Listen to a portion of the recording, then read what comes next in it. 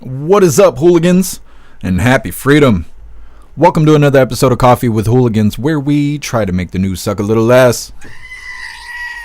And I appreciate all of you guys being here. If you're over on Rumble, please hit that like button. More likes equals more hooligans. I'm going to read through the schedule really quick, and then we will be checking on all the chats. So let me know how you guys are doing today. Then, of course, we will be getting into things. Well, at 12:30, KJP was supposed to be staggering out on stage. It's now 1:30 p.m. Eastern Time, but nothing is going on, and let me show you why really quick here as I move things to another monitor. We're all monitors over here. Anyways, as you can see, I'm watching both these lives right now. The one on the right is where the press briefing will be held. That's where they're going to kick it over. It's already live. They just ain't showing anything. And on the left there, they're at the White House. Well, they were showing the White House. And I'm thinking people are waiting for President Trump to leave the White House. Right there, they were just showing what I think is Thune just won Senate or whatever it is. Either way, I just read about it and then I see it on the screen there. Thune as Senate Republicans speak after electing Thune, but it was showing the White House. Maybe we'll put that on the screen, but either way, I got both those lives pulled up, just waiting for stuff to happen. We'll be starting off with a video titled Biden-Trump Meet for Transition Talks. There wasn't no questions being answered at this time. That's why I'm waiting to see what's going to happen when President Trump leaves the White House. Then we got a video titled New York City Mayor Eric Adams was asked by a reporter about mass deportation in New York after the re-election of President Donald Trump. Then we got a follow-up video titled Louisiana Can't Require 10 Commandments in Classroom. We've been keeping up to date with this ruling that they were going to put the 10 Commandments in all classrooms, in all schools. In Louisiana, I think they were also going to do it in another state, but a judge has ruled against it, saying, nah, they can't do that. We'll be getting into that. Then we got another follow-up video. It's titled Trump Gives Elon Musk Mission to Cut Costs / Red Tape. This is our follow-up for President Trump's newest picks on who he's going to have for his cabinet.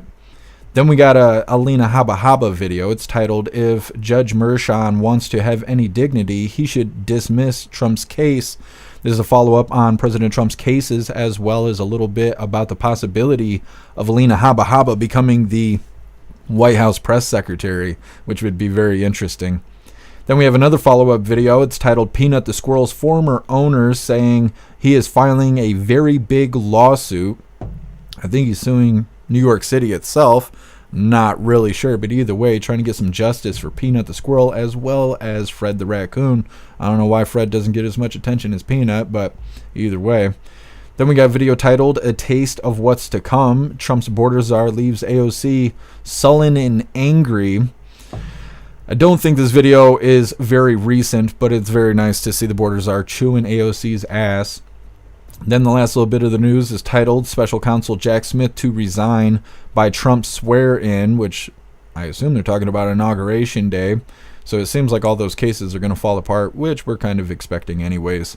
Then we have a feel-good video of the day titled Trump Pledges to End Veteran Homelessness, which is a huge win. And like I said, it is our feel-good video of the day. And then our funny video of the day is titled Not Appropriate, but Still Funny.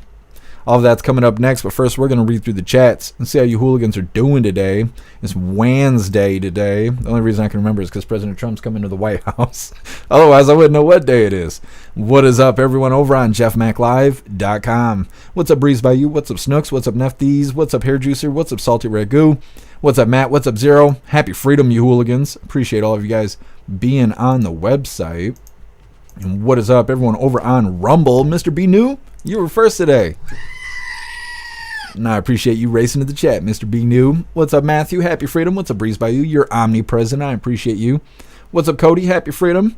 Cody, did you write me an email? I got a bunch of emails that I didn't get a chance to get to. I will get to them after the live today. I got like 15 of them I got to get to, but either way.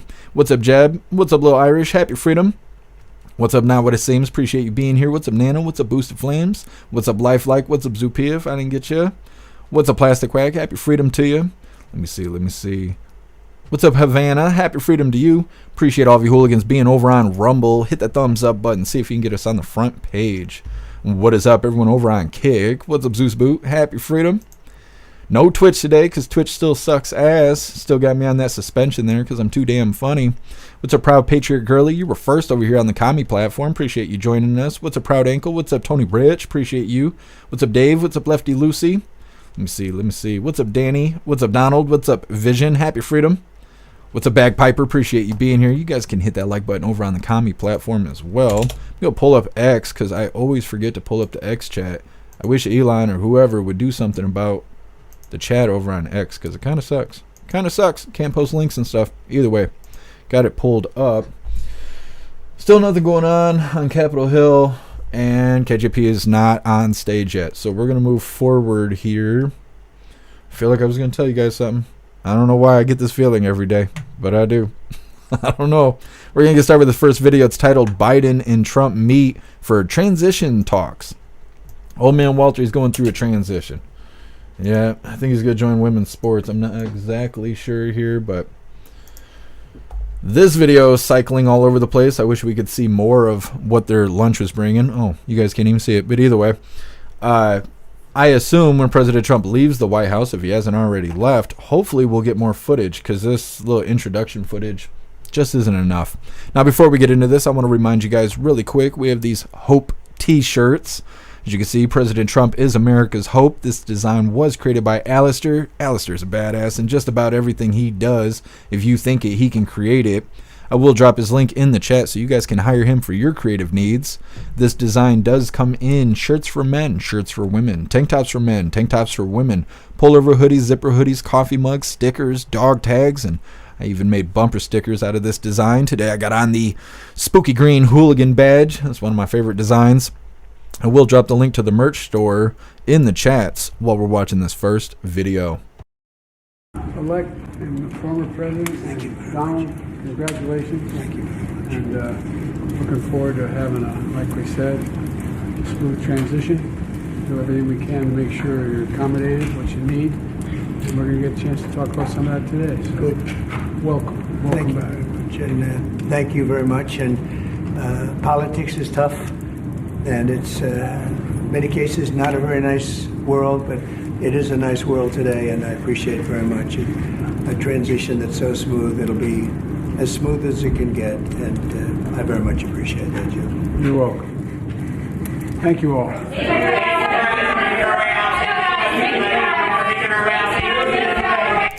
If you look, President Trump looks like he wants to answer questions, but he knows he ain't supposed to right now.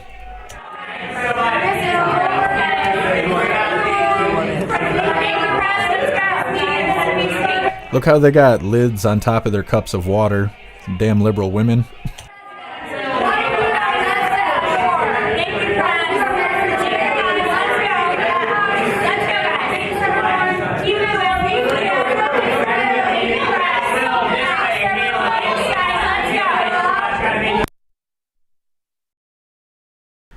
Anyways, they just go on hollering like that, and eventually the camera feed cuts. I've checked 10 or 15 of those videos just to see if there's anything else worth paying attention to, but there's not.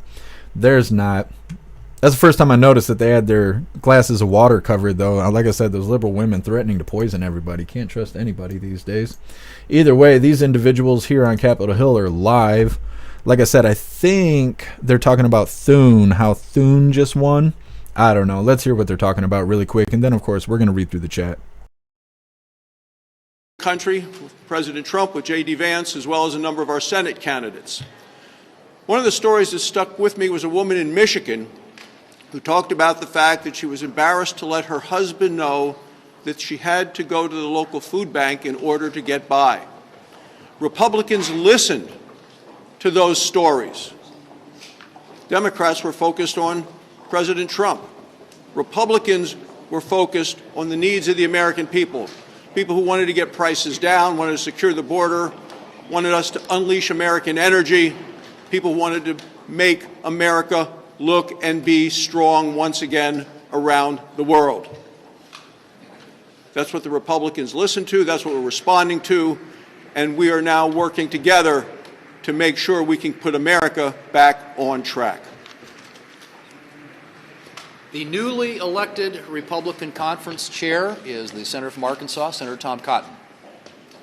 Thank you, Senator Thune. I'm looking forward to working with Senator Thune and the rest of this leadership team. I'm very grateful for the confidence that my peers placed in me. We all remember what it was like when President Trump was in office and we had Republicans in charge of the Senate. We had low prices, we had high wages, we had a secure border, we had a strong military, we had a peaceful, stable world. Starting on January 3rd, that's what we'll all be working to build again with President Trump, with Mike Johnson, and the rest of the House Republicans on behalf of the American people. Thank you all. Thanks, Tom. The newly elected Republican Policy Chair is the Senator from West Virginia, Senator Shelley Moore Capito.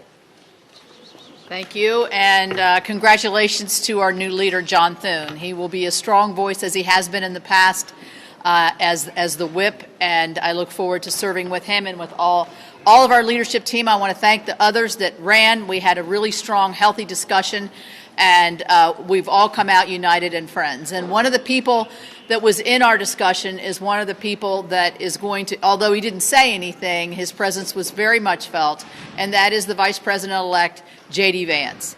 I think the fact that he not only was a voting member of our conference, but also in there with us every step of the way to make sure that the direction that we're going to go as a united conference, and with me leading the policy issues and all of us working together, that we're going to have a united voice. And I'll say one thing about the election. I've said this on all my local stations. What I think the biggest issue was, and there are big ones, border and national security and others, it is literally the American family, the mom and the dad, the grandmother, whoever it is, going to the grocery store. We do it all the time, every week, and we could see. All right, I don't want to hear these wealthy people on Capitol Hill talking about how hard it is to go to the grocery store and all that other stupid shit. They don't have any kind of problems like we got. Either way, it sounds like Thune won. Now, I don't know anything about any of that stuff that they're talking about. I don't pay attention to that stuff. I probably should, but I have so many other things I got to pay attention to. I have no idea what the fuck they're talking about. I don't know who Thune is, but from just glancing through the chat, it doesn't seem like everybody's real thrilled about that. Either way, I'm sure we'll hear more about it later this week. KJP should be on stage any minute now, because I think what they were waiting on is they were waiting on that whole deal right there. Now that Thune has been selected, I assume KJP will be on stage soon. Next up, we got New York City Mayor Eric Adams was asked by a reporter about mass deportation in New York after the re-election of President Donald Trump. It's coming up next, but first we're going to read through the chat, see what you hooligans think about old man Walter and President Trump meeting at the White House, as well as Thune being selected there. I'm going to pull this up just in case KJP wants to come to work today. You guys are welcome to guess what she's going to be wearing. For some reason, I'm thinking green. I'm thinking she's going to be wearing green today. We'll see. Zero, secret vote is BS. We want transparency. Yeah, they're going to lie and cheat and steal as much as they can. They already lost the election. You can see where they were cheating on that shit. If you watch the votes come in, you see that blue line just go straight up. I don't know what time that happened. I forgot to look at the graph there and see what time those ballots just came in all of a sudden, but it wasn't enough because we made it too big to rig. They got hit with that red tsunami on the 5th. They weren't ready for it. Breezebite, you think it's going to be purple today, or you think she's going to be wearing brown? Guess KJP is going to be wearing an attitude today. You ain't wrong. You are not wrong. Breezebite, you fuck the rhinos. We need MAGA. Yep.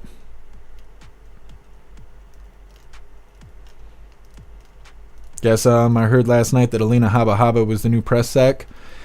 It's a speculation right now. It's not confirmed yet, but it would be interesting to have Alina Habba as the press secretary. Hair juicer, who's running the fireplace? That fucker is roaring. I didn't pay attention to the fireplace. I didn't see it. I don't know. Do you think it's a real one? Or do you think it's like those Amish ones they used to sell on the infomercials? Remember, it's like $300. You get this little heater or whatever that looks like a fireplace, but it's not actually a fireplace. You'd think old man Walter would burn up sitting that close to the fireplace. He's flammable, you could tell. What's up, Alistair? Happy freedom. Oh, Alistair, I can't read that out loud. Somebody will get bent out of shape about that. Here, Juice, you're thinking yellow today? Snook's yellow or blue. She might be. She might come out in Michigan colors. MU Thune is from South Dakota. I think he might be okay. See, I don't know who those people are.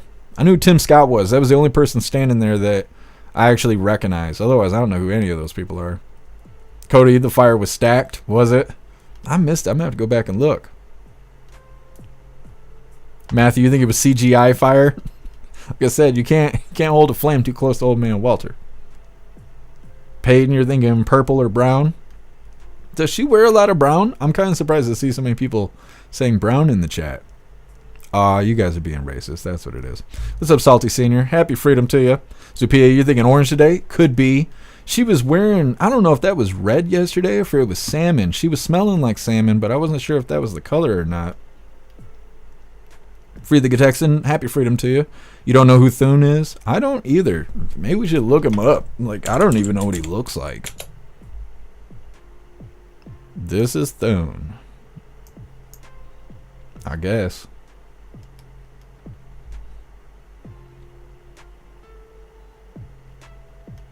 So he's replacing McConnell? That's what's going on?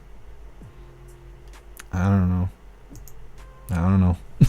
I'll have to watch a video. I'll have to look into it. Maybe tomorrow we'll have some more info on who Thune is.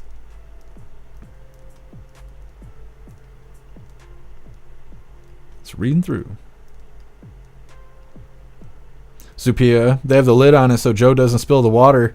They don't want to make it obvious, so they gave Trump one too. That's probably what it was, Zupia. You know, they had to remove old man Walter's sippy cup and just hand him a glass like a real adult. I'm sure they'll trade it out once the cameras leave. What's up, Gron? Happy freedom to you. Jeb, Dad's home and the messing around stops now. Can't wait. I can't wait. There's already changes happening. People are starting to protect the border. Criminals are starting to get arrested. Dudes are starting to get kicked out of women's sports. It's crazy. It's crazy. Mr. B New looks like salmon, tastes like carp. Yep.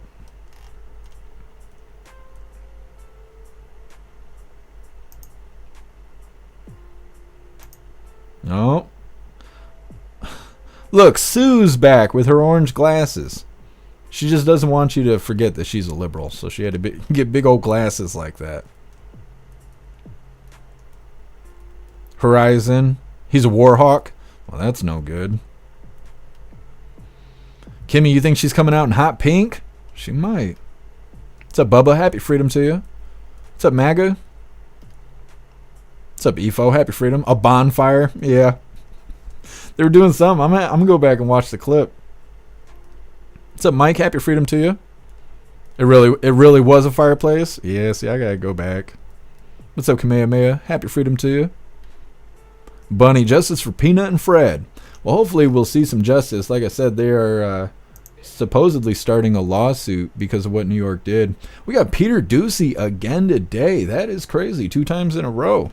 That's more Peter than KJP can handle. Let's read through a little bit. Zero, you thinking she's coming out Neapolitan? She might. She might. Just waiting for this dusty asshole to come walking out. What's up, Salty Ragu? Happy freedom. Save a Subaru. Go deer hunting. You're right. You're right. It's your hooligan obligation. Take out that Bambi Al Qaeda. Although if I smack another deer, I get a new car. So, I mean, you know. It's new rules. Same game, new rules. What's up, Appeal to Heaven? Happy freedom to you. What's up, David? Appreciate you joining us. What's up, Turbo? Happy freedom. Come on, KJP. What are you coming out in? I'm still thinking green. I'm kind of feeling purple, though. I think it's going to be green. I'm trying to think what color hasn't been selected. Oh, shit. She came out in yellow. You win, whoever said yellow and white. Oh, okay. I'm excited to see you all too. Prostitute. Okay, so today President Biden met with President-elect Trump for approximately 2 hours. Word.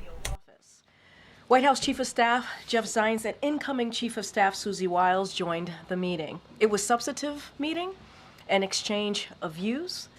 They discussed important national security and domestic policy issues facing the nation and the world. President Biden also raised important items on Congress's to-do list for the lame duck session. That's an ugly ass sweater she's got on. Providing the disaster supplemental funding the president requested. Finally, the president reiterated what he said to the president-elect the day after the election and to the American people in a Rose Garden just last week. We will have an orderly transition and a peaceful transition of power. With that, as you can see, I have the National Security Advisor with me, Jake Sullivan, who is going to preview APEC in Peru and also G20 in Brazil. The president is going to be leaving tomorrow, as you all know. And Jake, the floor is yours.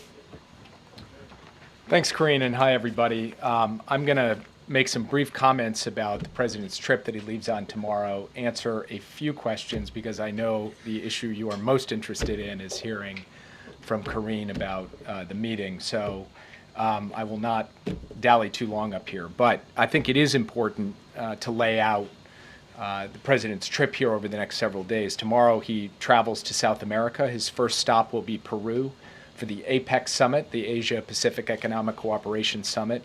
And then he'll go on to Brazil for the first ever presidential trip to the Amazon, and then to the G20 summit in Rio de Janeiro. Is he going to stay there? The president will reinforce America's leading role in the Indo-Pacific. And over the last 4 years, he has markedly enhanced our strategic position in this vital region, from our treaty alliances to AUKUS to the Quad to the historic trilateral with Japan and Korea. And with respect to that trilateral, he will meet with President Yoon of South Korea and Prime Minister Ishiba of Japan to celebrate the historic cooperation between our three nations and discuss the importance of institutionalizing the progress we've made so that it carries forward through the transition. While in Lima, President Biden will also meet with President Xi Jinping of the People's Republic of China. This will be the third in-person meeting between the two leaders since President Biden came into office, and their final meeting as presidents. They previously met, as you know, in Bali in 2022 at the G20 summit, and at Woodside, California, near San Francisco in 2023 on the margins of the APEC summit, which was exactly 1 year and 1 day ago. And throughout his time in office, President Biden and his team have worked to effectively and responsibly manage the competition between the United States and the PRC.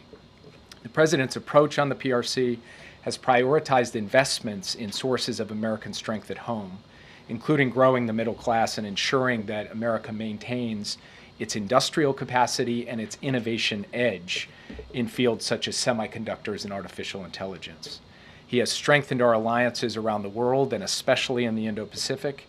He has boosted American deterrence, and he's ensured that America remains the partner of choice for countries both in the region and across the world. The president has also taken common sense measures to advance our national security and protect our most sensitive technologies to prevent them from being exploited or used against us by the PRC, including through significant new export control measures.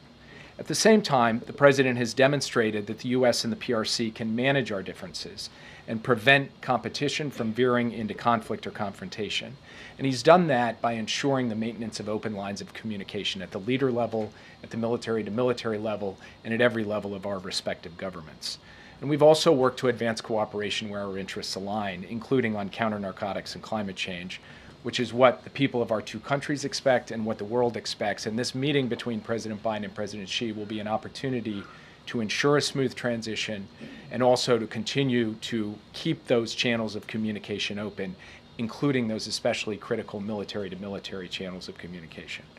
Of course, in Lima, President Biden will also meet President Boluarte of Peru to mark the strength and durability of our bilateral relationship with Peru. Come on, man. After that, the president will travel to Brazil, and he'll start with a historic stop in the Amazon to underscore his personal commitment and America's continuing commitment at all levels of government and across our private sector and civil society to combat climate change at home and abroad. And this has been obviously one of the defining causes of President Biden's presidency. While in Manaus, in the Amazon, President Biden will visit the rainforest engage with local leaders who are working to preserve and protect this critical ecosystem. And as I noted, this will be the first ever visit of a sitting U.S. president to the Amazon. He's going to go look at the rainforest. He could barely handle an Easter egg hunt. Participate in his fourth and final G20 Leaders Summit. High on the agenda there will be issues associated with debt sustainability for low and middle income countries, mobilizing finance for infrastructure, physical, digital, energy infrastructure around the world, and also dealing, obviously, with the major geopolitical issues of the day, from Ukraine to the Middle East. As you all know, the G20 is a unique forum. It includes both our closest allies and partners, as well as our adversaries. And pulling this group together around shared challenges is never easy, but we do expect to make some progress, particularly around debt and finance during our time in Rio. The President, of course, will Finance? The fuck? The two leaders have really built a strong, productive relationship over the last 4 years, and they're looking forward to have their final meeting together as presidents as well. So we've got a busy week ahead of us, and with that, as I said, I'll take a few questions and then turn it back over to Korean. Yeah. Thanks again for doing this, Jake. In the run-up to the election, President His job? that allies were worried about America's commitment to the world. What's his message to those allies after this election? Well, he's going to have the same message that he's had for 4 years as president, which is that he believes that America's allies are vital to America's national security. Yeah, even more important than Americans. They multiply our capability. They take a burden off of our shoulders. They contribute to our common causes, including the cause of standing up for freedom and territorial integrity in Ukraine. And as I noted in my opening comments, when he goes to this Asia-Pacific summit in Peru, he'll go with our alliances in the Indo-Pacific at a literal all-time high. Japan, Korea, Australia, the Philippines, a really remarkable record over 4 years, and that's what he's going to hand off to President Trump. And he is going to be making the case to our allies. You're damn right, President Trump. That America's standing with its alliances, investing in its alliances, and then asking its allies to step up and do their part, which they have done these past 4 years, is central to American strength and capacity in the world. That will be his message. It's a message of principle. It's a message of practicality. And it's been one of the causes of President Biden's life. Are they friend or foe? National security obviously came up in the meeting today. You've suggested that the president would make the case to the president-elect not to walk away from Ukraine. Was that message conveyed? How was it received? Well, I'll let Karine speak to what happened in the meeting. I will only note that President Biden reinforced his view that the United States standing with Ukraine on an ongoing basis is in our national security interest. And it's in our national security interest because a strong Europe, a stable Europe, standing up to aggressors and dictators and pushing back against their aggression is vital to ensuring that we don't end up getting dragged directly into a war, which has happened obviously twice in the 20th century on the European continent. So the president has made this case. He'll continue to make this case both privately and publicly. And he will make the case that our investment in Ukraine, the funds that the Congress has appropriated, these aren't just dollars that we're picking up and shipping over to another country. They're dollars we're investing here in the United States in American jobs, producing American weapons that we send to Ukraine, and American weapons that we are building to expand our own industrial base and our own military capacity to deter other adversaries all around the world. So he laid this out. He will continue to make this case as we go forward. And as we go through this transition, it will be our responsibility as the national security team to lay out for the incoming team both what we see and, in terms of the current situation, and how we believe that the United States of America, through this transition and beyond, can put Ukraine in the strongest possible position on the battlefield so that it's in the strongest possible position at the negotiating table for an ultimate deal. Yeah. The families of the American hostages who are held in Gaza are going to meet with President Biden today. We've heard from the families that they would like to see the Biden administration and the incoming Trump administration work together to try to secure the release of these hostages. Do you see any room for cooperation or coordination between your team, the president's team, and Trump's team to try to get a deal before Biden leaves office? I met with the hostages myself yesterday, and as you noted, President Biden will meet with the families of the hostages yesterday, and President Biden will meet with them very shortly. And they asked me this question, and I was very simple and emphatic with them. Yes, of course we're prepared to work with the incoming team in common cause on a bipartisan basis to do everything in our collective American power to secure the release of the hostages, both living and deceased. So we are open to have that engagement, have that collaboration, and we will continue to work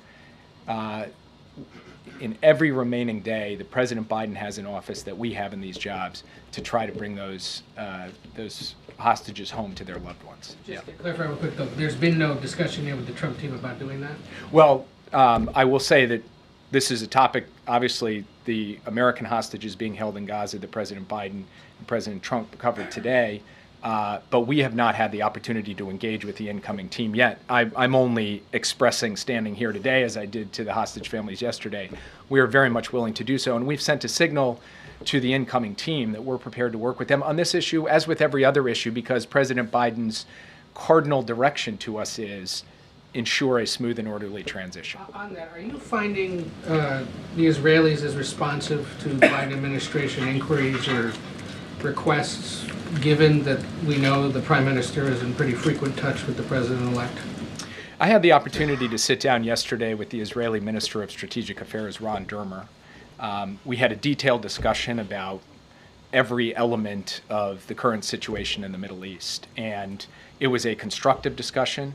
We are still actively working in support of our common efforts to push back against our common adversaries, to try to deal with the situation in Gaza, in Lebanon, and directly with respect to the Islamic Republic of Iran. And just to give you an example, we are working on an ongoing daily basis to try to increase the amount of humanitarian assistance getting into Gaza, given the suffering of the innocent civilians there who are trapped amidst the crossfire between the IDF and the terrorist group Hamas. We have made some progress in that regard. We extracted further commitments from the Israeli side over the course of the past couple of days. We want to see those commitments followed through on. So we believe that we can continue to work across the board on all of the relevant issues, whether it's humanitarian assistance or it's ensuring the defense of Israel against Iranian attacks, or it's working on ceasefire efforts and a hostage deal in Gaza, or it's ultimately bringing a diplomatic resolution to Lebanon, which we're actively working on. We'll continue to do that every day that we have remaining in office. Jake, I know you can't speak to what happened in the meeting earlier. We'll ask Karine about that. 68 days left. President Obama explicitly warned incoming President Donald Trump about the urgent threat posed by North Korea. He said it was the most urgent national security threat the U.S. was facing at the time. What would you communicate to your national security advisor peer who's going to be following you in this job? What is the most urgent national security threat facing the United States today as Donald Trump prepares to take office? Well, I would say two things in answer to that question. The first is that if you look out at a strategic level, the competition with the People's Republic of China is going to be defining for what the world looks like over the course of the next 10, 20, and 30 years. And so that has got to be a paramount priority for the incoming administration. And the person who's been named as my successor, the person who's been floated as the Secretary of State, these are people who have very much focused on that challenge, and we'll look forward to talking to them about how we've approached it and obviously pass on the current state of play. Then there's the most immediate issue, which is Iran and its proxy groups continue to take actions that directly threaten Americans and American interests in the Middle East, and that has to be dealt with on an urgent basis. Now, that's at the macro level and the micro level. In between those two, you have an ongoing war of aggression by Russia against Ukraine, representing a larger threat to European security and therefore global security, and you've got North Korea coming behind to provide troops. I wonder how much time he takes to cover that bald spot on the back of his head. These are all issues for which we have clear approaches, working in coordination with allies and partners, and we're going to try to ensure that we pass off each of these areas to the next team in a way that is as smooth as possible. Last time he was, just to follow up quickly, last time in that same meeting, Obama told Trump that he had real concerns about the hiring of a national security advisor, Mike Flynn. Donald Trump ultimately hired Mike Flynn. Do you have any concerns about the names that you have heard mentioned so far and announced so far by Donald Trump to serve in his administration in a national security role?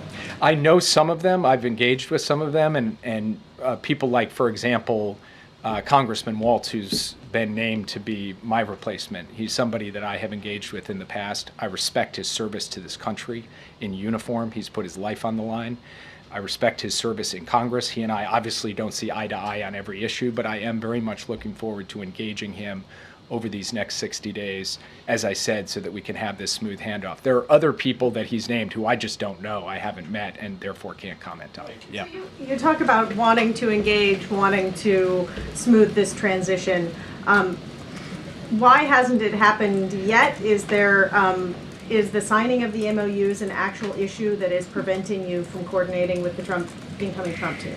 So I'll defer to Karine to kind of go into the nitty-gritty. What I'll say at a broad level, though, is the MOU creates the opening for the landing teams to arrive at the agencies, to include the NSC. But that doesn't mean that we can't reach out and and express our willingness to engage with our counterparts, our incoming counterparts.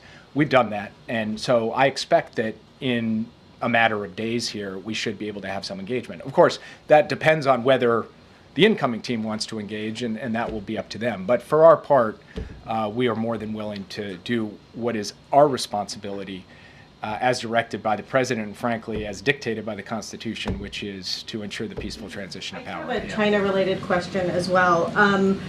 The Biden administration largely left in place the Trump-era tariffs on China. The policy towards China hasn't been wildly divergent. Do you see the potential for bipartisan agreement on the relationship with China in the next administration or going forward? I think for us to succeed in the long-term competition with the PRC, it will require a bipartisan foundation. The best traditions of American foreign policy have always had a bipartisan element, and many aspects of the policy that we have pursued. Why respond to a question to guess on what President Trump's going to do with another country? Like, what is the point of that? He's just guessing. Where there has been strong bipartisan support and votes in both the House and the Senate for the resources and the strategy for Ukraine.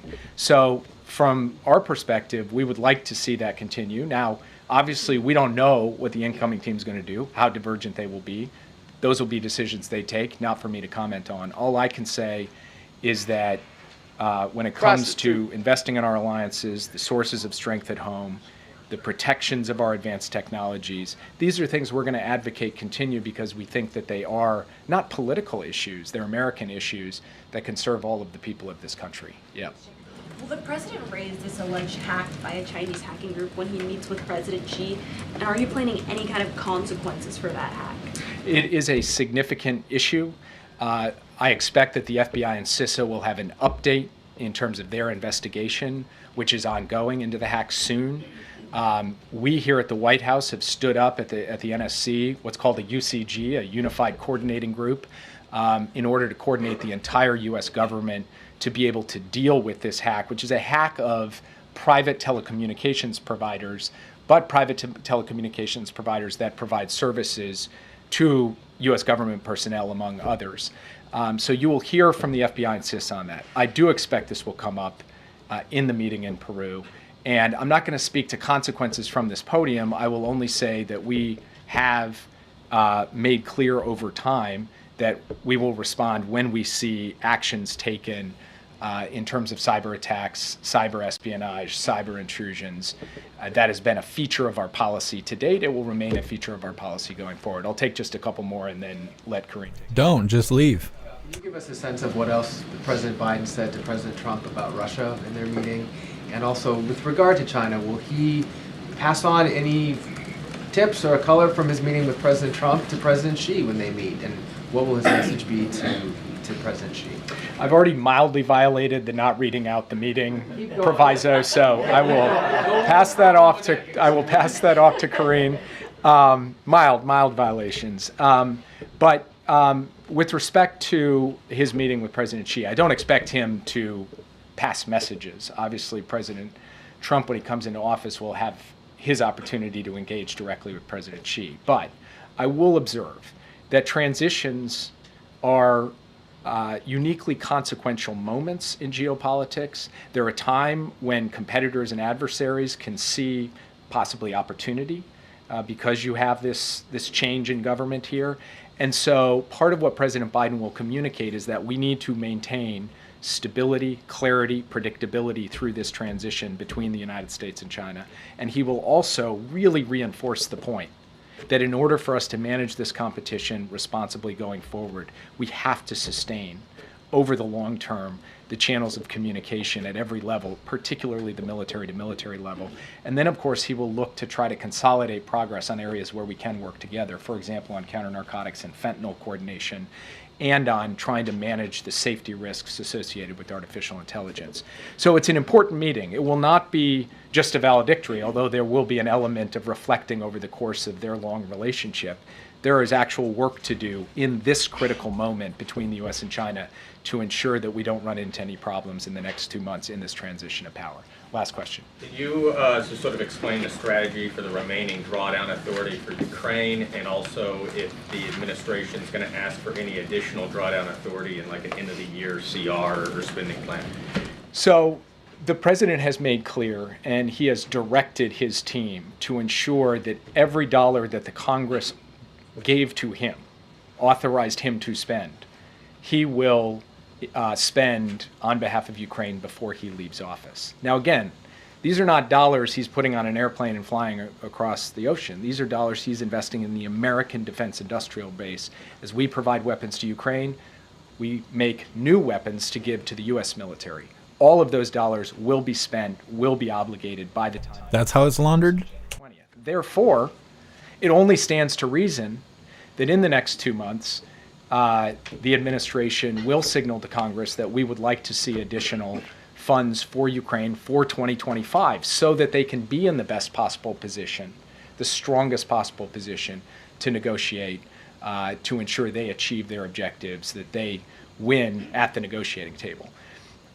Now, what form will that take? CR, etc. I'm going to not get myself in trouble by turning into the OMB director up here. I will just say that the administration very much sees the necessity and the logic of seeking additional resources for 2025, since we are doing what Congress asked us to do, which is dispersing the funds they gave us for 2024. And with that, I'll turn it over. Come on, man. I just have one more thing, and then I'll go into your questions. So today, the President and the First Lady welcomed nearly 200 education and workforce leaders to the White House for the Biden-Harris administration's Classroom Career Summit. The administration's Investing in America agenda is creating millions of good-paying jobs, many of which do not require a 4-year college degree, and its investments will continue to drive job creation for years to come. The summit highlighted the record progress to expand career pathways to these good-paying jobs in infrastructure, clean energy, advanced manufacturing, and so much more. With that, Josh, it's good to see you, as always. Good to see you, Corinne. Regarding the meeting. Yeah. President Biden has given a lot of statements about his concern for the U.S. democracy. Did he share any of those concerns with President-elect Trump in their meeting about what he feels should be done or needs to be done? So I'm not going to go into granular detail of what was discussed in the meeting. What I can say that it was indeed very cordial, very gracious, and substantive. And I mentioned at the top, national security was discussed, domestic policy issues were discussed. I had an opportunity to speak with the president in the Oval Office right before coming out to do this press briefing, because I wanted to make sure that I got what the president wanted to share with all of you. So certainly that everything that I'm saying is sanctioned, if you will, by the president.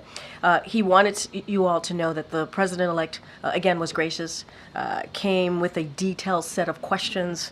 It was, again, substantive. But I do want to take a little bit of a step back here, because it's really important to note, and you're going to hear me continuing to say this over and over again, the importance of having a smooth transition, an importance of having an orderly transition. The president respects the will of the American people and wants to make sure that occurs. That is what he believes the American people deserve. She looks like it's laundry day. That is what I am sharing with you from the president directly. And look, we're going to make sure, as Jake Sullivan was saying, that his team has what they need, right? They want to make sure that it is indeed an efficient, effective transition, so that we hand over the people's business so that they can continue the people's business. Can you say how President Biden answered some of those detailed questions?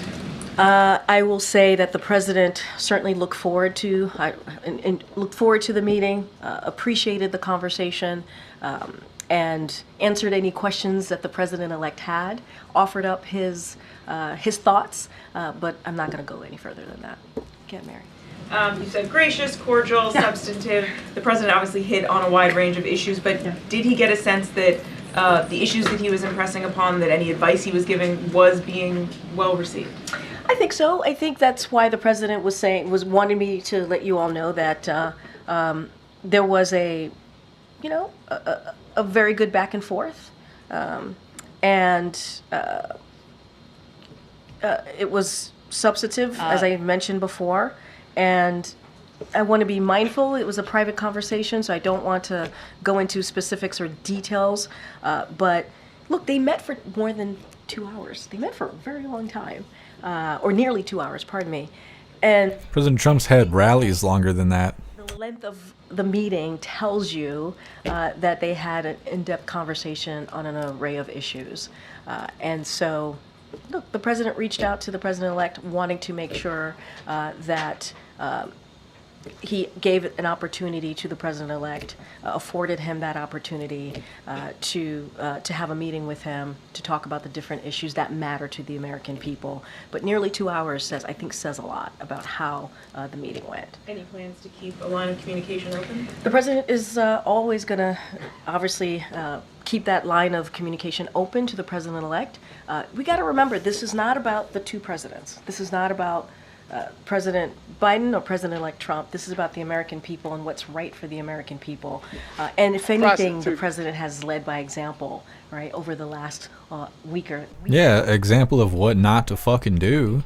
That we have this cordial transition of power. On just one other topic. President-elect Trump's nominee for defense secretary has questioned whether or not women should serve in combat roles in the military. Wondering what the administration makes of that. Is there any concern about women's ability to serve in certain roles going forward? I think we've made ourselves really clear. I'm not going to speak to this pick. That's not the president's going. The president-elect is going to lay out his certainly his personnel and who he wants to fill these cabinet position, who he wants to be in the White House with him, and we will give them the space to do that. But I think we've been very clear about how we see the importance of gender equality, the importance of women in the workforce. I think we have been What's a woman, KJP? Come on, man. And certainly we do not agree with those views.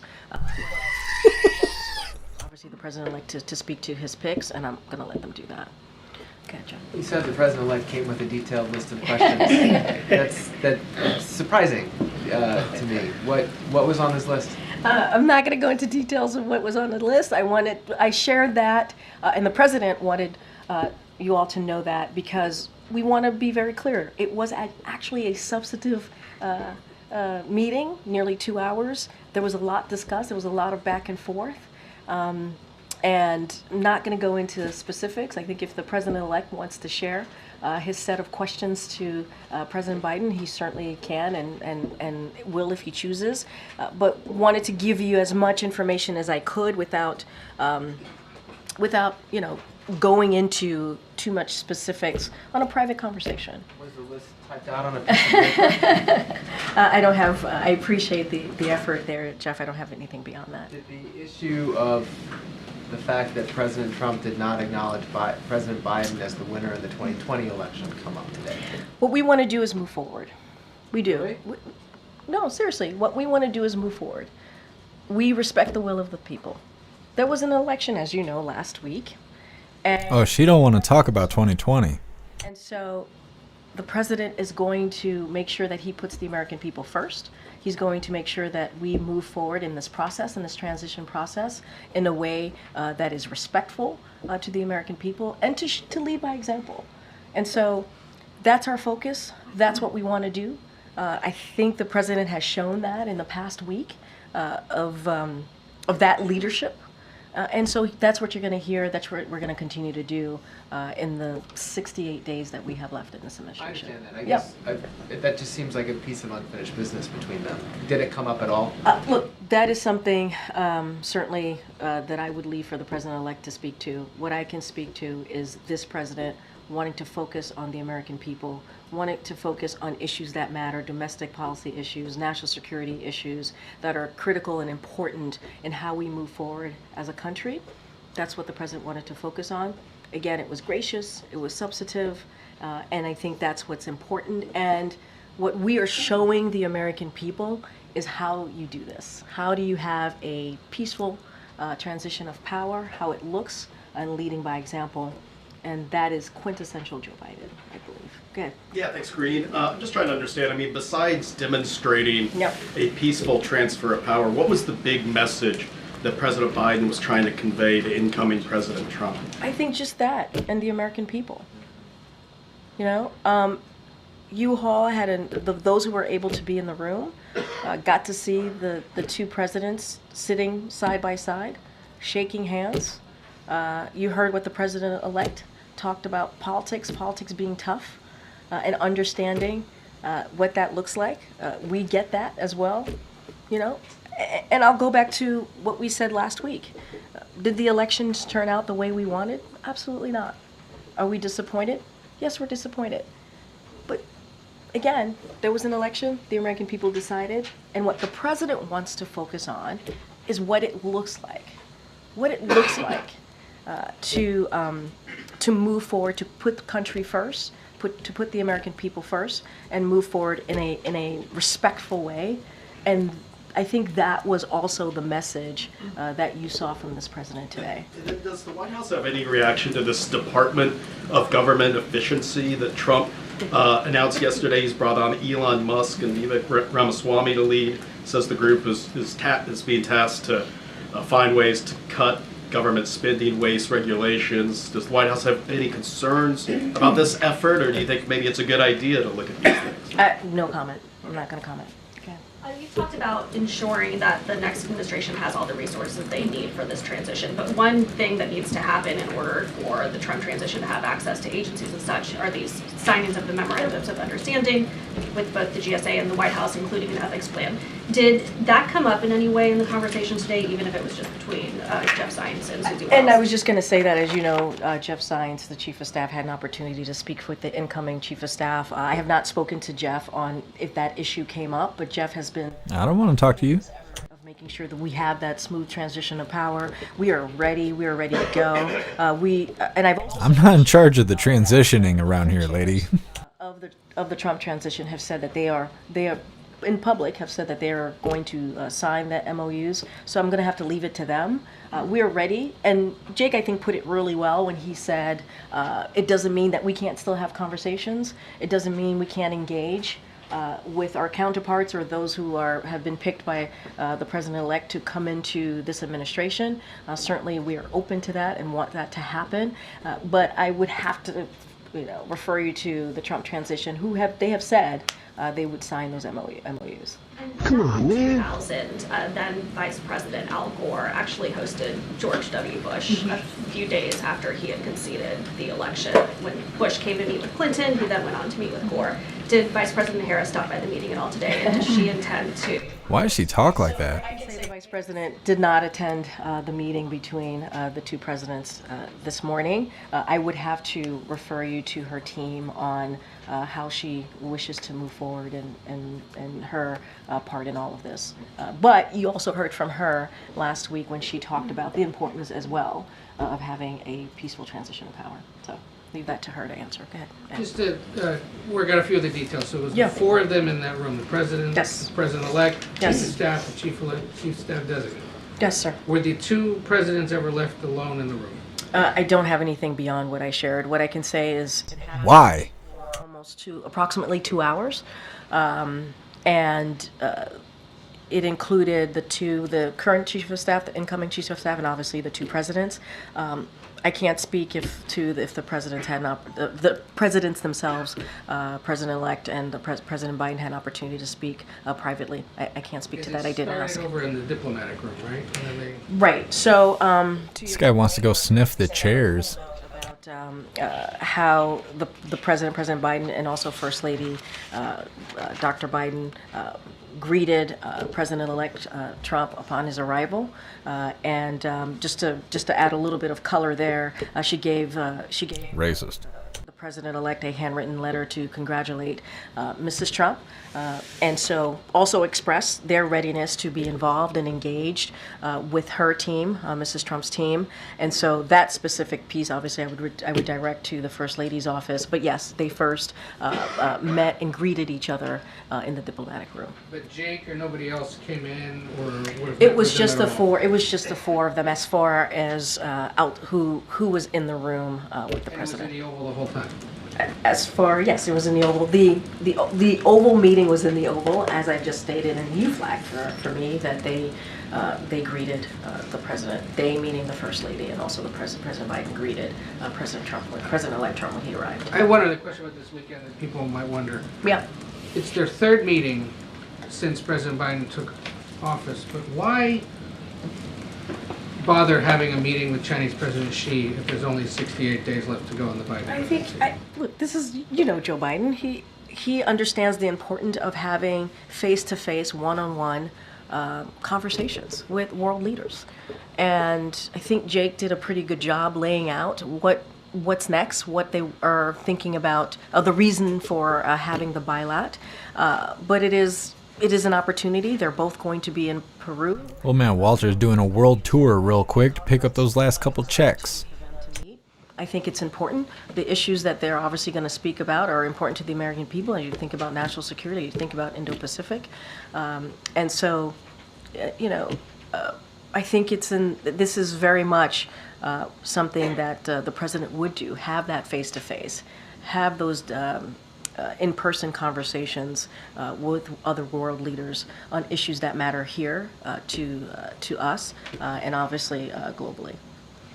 Okay, Peter. Thanks, Green. Did President Biden show incoming President Trump anything classified? No. No. Why not? Why would he? This was an opportunity for them to speak candidly, openly. Why'd she snarl her face like that? Gracious. It was incredibly substantive, and I'll just leave it there. The last time these two were together in the same room was at the debate. They talked a fair amount about playing golf. Do you know if a plan was made for them to play golf in President Biden's retirement? Actually, that's not the last time they saw each other. They saw each other at September 11th. I'm going to move on. Go ahead, Ed. In the meeting, You dusty bitch. related to a transition in the Oval Office meeting, but a lot was said on the campaign trail, like Trump is a dangerous threat to our country and our democracy. Was there an apology today? I'm sorry? Was there an apology from President whom? Biden for the words, some of the words used? An apology from the President Biden. To President-elect Trump for some of the words that was used on the This bitch can't speak English all of a sudden. And I've answered this a couple of times about a threat to democracy in the past week. The president is going to always feel obligated to be honest with the American people. So we all voted for the threat to democracy? Let that digest. And it's not just him. You heard this from former staffers. You've heard it from the former chief of staff, John Kelly, and others. You've heard it directly from the president-elect, the former president, about enemy of the people. Very, very clear. Very clear. You mean the enemy from within? Is that what you're referencing? She's so rattled right now. Is the importance of listening to the will of the American people. There was an election. It is important to respect our institution. It is important to respect the free and fair elections. And that's what this president is doing. Leading by example and putting that aside and putting the American people first. But what he said still stands. And it's not just him. We should not just put this at the president. So President Trump didn't get a sorry? People said this. So I want to be really, really clear about that and not forget the facts. There are facts here that we should certainly also lift up as you're asking me these questions. Go ahead, Anita. Thank you. Did the two presidents discuss transatlantic security or climate change efforts and the U.S. role in that? And relatedly, what is President Biden's message to G20 leaders on these two issues and on the institutions and frameworks that hold them up? I'm talking about NATO and the Paris Agreement. Yeah, so look, obviously they talked about national security issues, mentioned that already. There was a substantive, pretty detailed set of questions that the president-elect presented the President Biden with. They went back and forth on that. I don't have anything. I'm not going to get into the nitty-gritty, into the specifics of what those topics were. Not something that I'm going to do from here. Look, the president is looking forward to going to the G20. You heard Jake do a pretty good laydown of the importance of the president going. It will be his last G20. Obviously, he's also going to go to APEC. APEC will be first. And the importance of meeting with these world leaders on issues and matters that are important to the American people. That's what you're going to see. This is going to be a continuation of the progress that we have made and almost. She's about to flee. On the world stage, whether it's talking about Ukraine and continue to support Ukraine, talking about Indo-Pacific, talking about the Middle East and how to move forward here. And so all of those issues and topics are certainly going to come up, and the president looks forward to having those conversations. That we know that President-elect Trump does not look favorably upon NATO or upon the Paris climate change agreement. That's something for the president-elect to. Wah, wah. He has. What we have done here in the past 4 years is strengthen NATO. What we have done here is making sure that we strengthen our relationship with allies and partners. What we have done here is put the American people first, put our national security first. How can you say that when North Carolina's still eating shit right now because you people won't go help them? Priorities. And so that's going to continue in the next 68 days. And that's the progress that the president wants to continue to have conversations about, and that's what you're going to see on this next CONUS trip. Okay, good. Thank you. Thank you.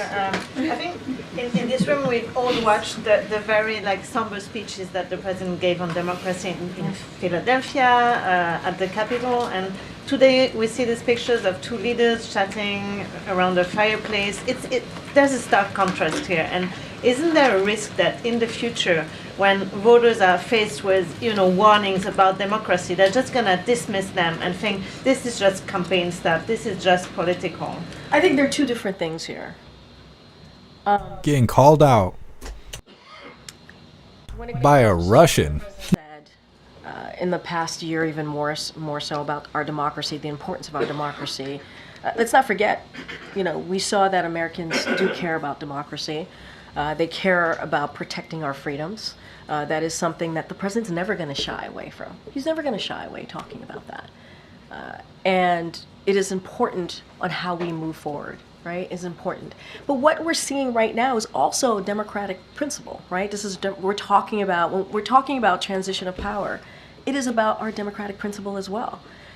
It is about continuing that transfer of power. It is about continuing that democracy. They are, I know I said these are two different things, but are also connected as well. And so She's lost the plot. for him to invite the president-elect and to have You mean the threat to democracy? He invited the threat to democracy to the White House. part of what democracy looks like. And the president is never going to shy away from that. And again, were the elections what we had hoped? Absolutely not. We're not hiding that. We've been very clear about that. But we have to move forward. We have to move forward on behalf of the American people. And what you saw and what you're going to see when we talk about transition is about our democratic principles. Okay. Thank you, Karine.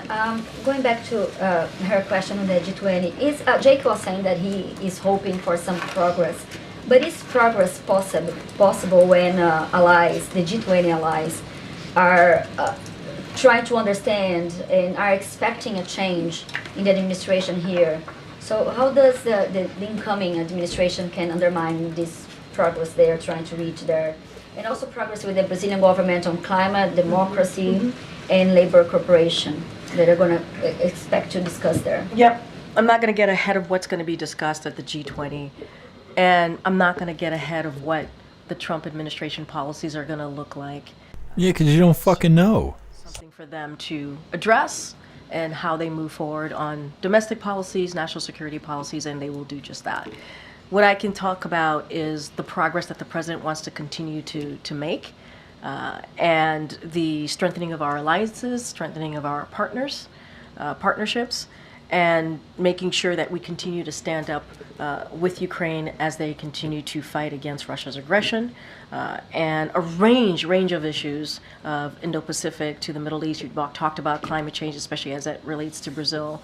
So those issues are going to be discussed. We've made progress on all of those policies that we're going back and forth on. I'm just not going to speak to private conversations that are going to happen, what's going to be discussed, and just speak to what we can do, what we're looking to do, and why it's important. This ACONUS that the president's going to go on is going to be a continuation of what he has been able to do for almost 4 years now. And what does Trump victory mean to the world? You know, what I can say, and I'm going to sound like a broken record. Again.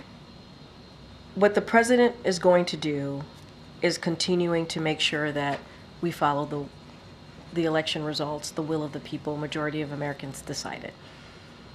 And what we can do is make sure that democracy continues here by doing this transition of power, and doing it in an effective, orderly, peaceful way. And the president is going to focus on the progress that he's made. He has relationships with these world leaders, obviously, not just for some of them, not just the past almost 4 years, but for some time. And, you know, he'll have honest, direct conversations with them. I'm just not going to get into philosophizing and getting into the bigger picture. I'm just going to focus on what's ahead in the next 68 days. Go ahead, Kelly. I think I have to head out. Do you know if President-elect Trump has already started to receive intelligence briefings, or if there's plans to start doing those briefings again? That's something for ODNI to speak to, not something for me to speak from here. Okay. I'm going to kind of try and circle back on this. You said that the conversation was cordial, gracious, substantive. Was there any acknowledgement about some of the harsh rhetoric that Donald Trump had issued regarding Kamala Harris, calling her, for example, a low IQ individual, etc.? I don't have anything to share beyond what I stated at the time. No sorries were given today. Okay. Okay. Yeah, I was going to ask a similar question. Was there any acknowledgement or discussion about the election and how the vice president ran her campaign? I don't have anything else beyond what I just stated. Go ahead, Phil. I might be trying the same thing again and again. Yeah, but you talked about how this was a cordial discussion between the two of them, how the incoming president came with a list of questions. Were there any top-level areas of agreement or overlap between the two presidents in terms of maybe challenges that are ahead for the country or potential solutions, any areas of agreement? He's got that Ace Ventura haircut. It was detailed set of questions. The president appreciated having a substantive conversation with the president-elect. I'm not going to go into details. Maybe the president-elect will speak on his behalf on what he wants to share coming out of the meeting. But this is what we're going to share from here. 2 hours, nearly 2 hours is a long time to talk. It's a long time for old man Walter. Forward, and I think that's important. I appreciate the effort. All right, everybody, thank you so much. For the record, can you just share, find out if there was any time that the two met individually so we're all on the same page?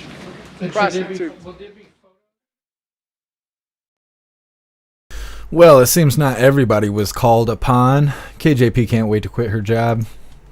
You know she hates her life right now. I'm sure that was a miserable experience for her, as much as it was for all of us. Let's see where we're at here. Next up, New York City Mayor Eric Adams was asked by a reporter about mass deportation in New York after the re-election of President Donald Trump.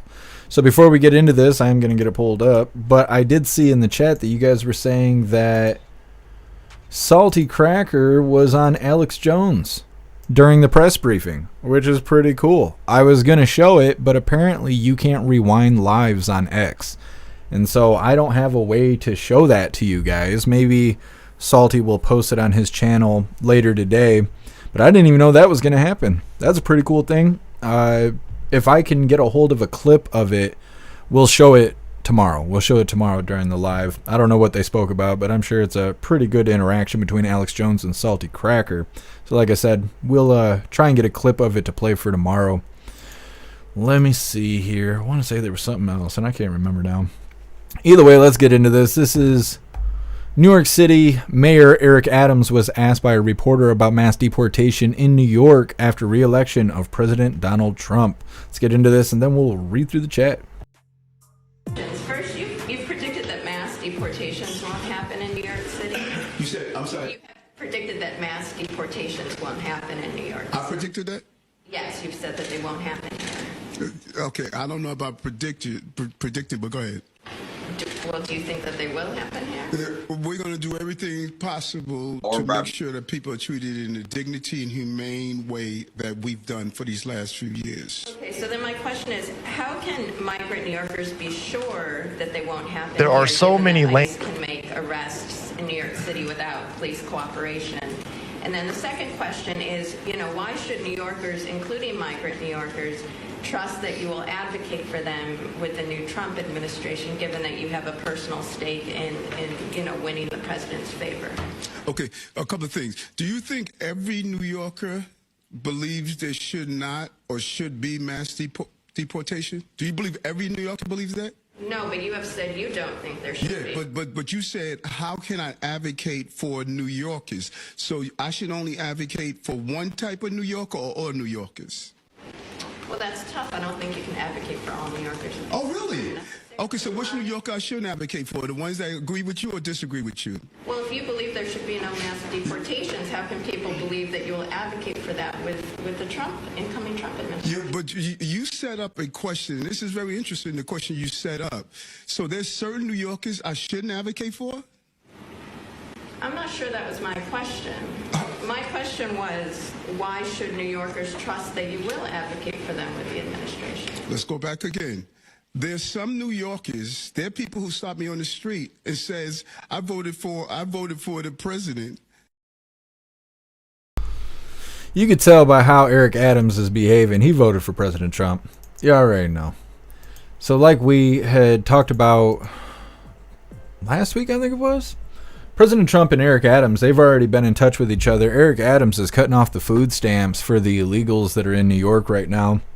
They were doing that mass protest right after President Trump was elected president, and the border crossers looked really confused during the whole thing. It was hijacked by BLM. You could hear it in the chants. You could see the BLMers in the crowd wearing masks and stuff like that.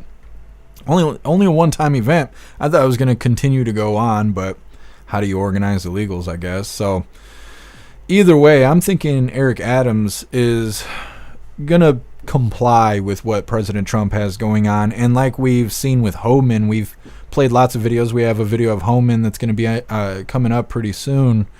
Homan does not play around. That's why his name is Ho-Man, because he's no ho, man. That's how it goes. God's funny like that.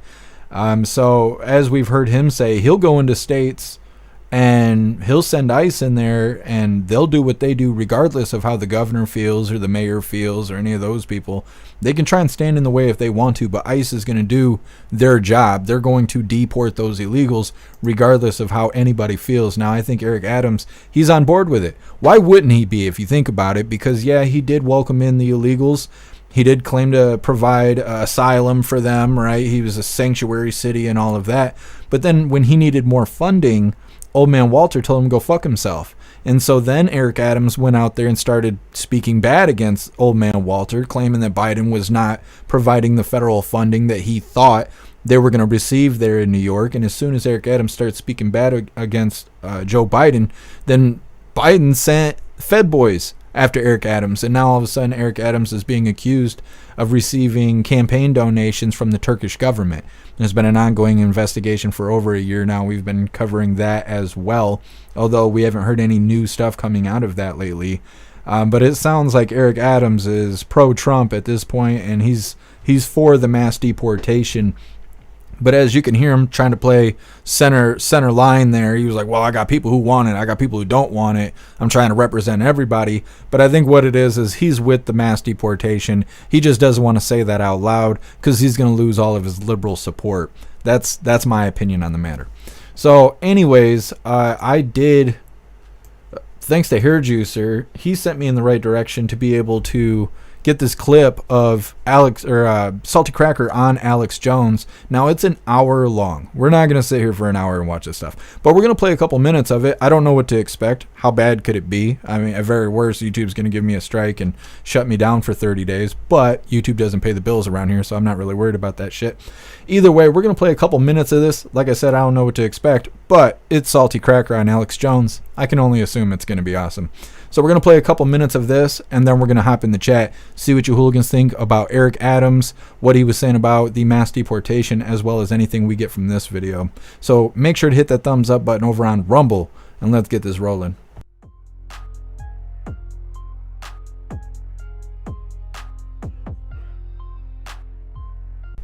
Hold on a second. Apparently Alex Jones's player kind of sucks here. All right, we got the audio on. That's good first step. Did we plug it in? Let's turn this all the way up so we can hear the saltiest stuff crackers. Let's try this again. Nope, there's no play button. They need to work on their little player here. I have grace for them. It is hard to create your own RTMP player, but let's try to get this started. It seems a little bit quiet right now. We have got to keep our head on a swivel, and we definitely got to stay frosty because this isn't over. I'm not trying to doom anybody out. I'm not trying to blackmail anybody out. I'm trying to be a realist here. This will be a continually ongoing fight. It's going to change how it looks. It's going to, again, you pioneered the info war. It's a completely different war spectrum. We're in fifth generational warfare, and it will continue to evolve. We got to be careful for this. And he's got a hell of an agenda that he needs to take place in a very short amount of time. And I think the seemingly quietness of what's going on, I think some of it's due to them trying to make sure that they can steal some seats in the House and some of these other votes. But I think right now, you can always tell what they're doing by doing the inverse of what they're saying. They keep telling you, Kamala Harris, Joe Biden said it today, Trump is at the White House today, and they're like, we're having a peaceful transition of power. So you better bet your balls it will be anything but a peaceful transition of power. They are laying landmines all over the place, and they're going to try to get the dude arrested. They're going to try to get him impeached immediately. They're going to do everything that they can to obstruct, and he needs to be laser focused. Some of these picks that he's doing lately look fantastic. He needs to really, he seems to have learned a lot of lessons from that first administration, and pick people who have been messed with by the machine, messed with by the establishment, people who want retribution. I know that Trump says, we're not doing retribution, but I think there's a mandate from his base that we hold people accountable. While other networks lie to you about what's happening now, InfoWars tells you the truth about what's happening next. Visit Infowars.com/show and share the link today. And then Trump rose back up and said, fight, fight, fight. And that's the minute you could stick a fork in the New World Order and know that the fall of the globalist had gone into high gear and nothing could put it back together again. Absolutely historic, ladies and gentlemen. Fight, fight, fight. That's what this is all about. America and the world was asleep before, and the globalists had a free hand. But now they don't. I really wanted to get this popular podcaster and talk show host known as Salty Cracker and his wife, Miss Salty Cracker, on today. Saltmustflow.com. It's certainly flowing the leftist tears, and there's so many angles, so much to cover. What's the deep state going to pull? I see them in full rout right now. Trump's making a lot of really great moves. The empire has struck back. The Republicans in the Senate voted against what the people want. They've chosen John Toon as their leader, replacing McConnell instead of Rick Scott. So the swamp is not defeated, but we have the initiative, so much more coming up. The Democrat Party still trying to steal the Senate seat in Pennsylvania. That's being exposed. They have illegal alien votes openly being counted. Elon Musk and others are exposing it. Salty Cracker, great to have you here, my old friend. What's the 35,000-foot view? What's most important on your radar? Then let's go through all the big developments.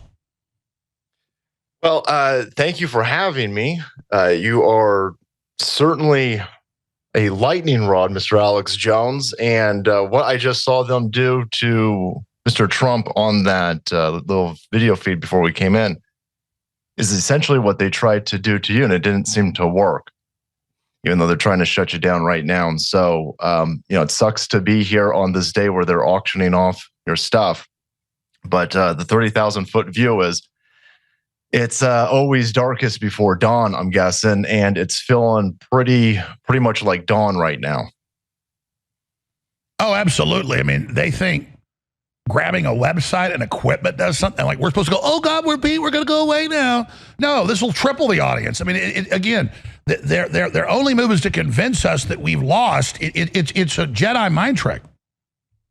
Yeah, and that guy, that lawyer dude who was talking about, we gotta shut Alex. Oh, should probably do it in a more lispy voice, but we gotta shut him down. Make sure that he can't ever do this again.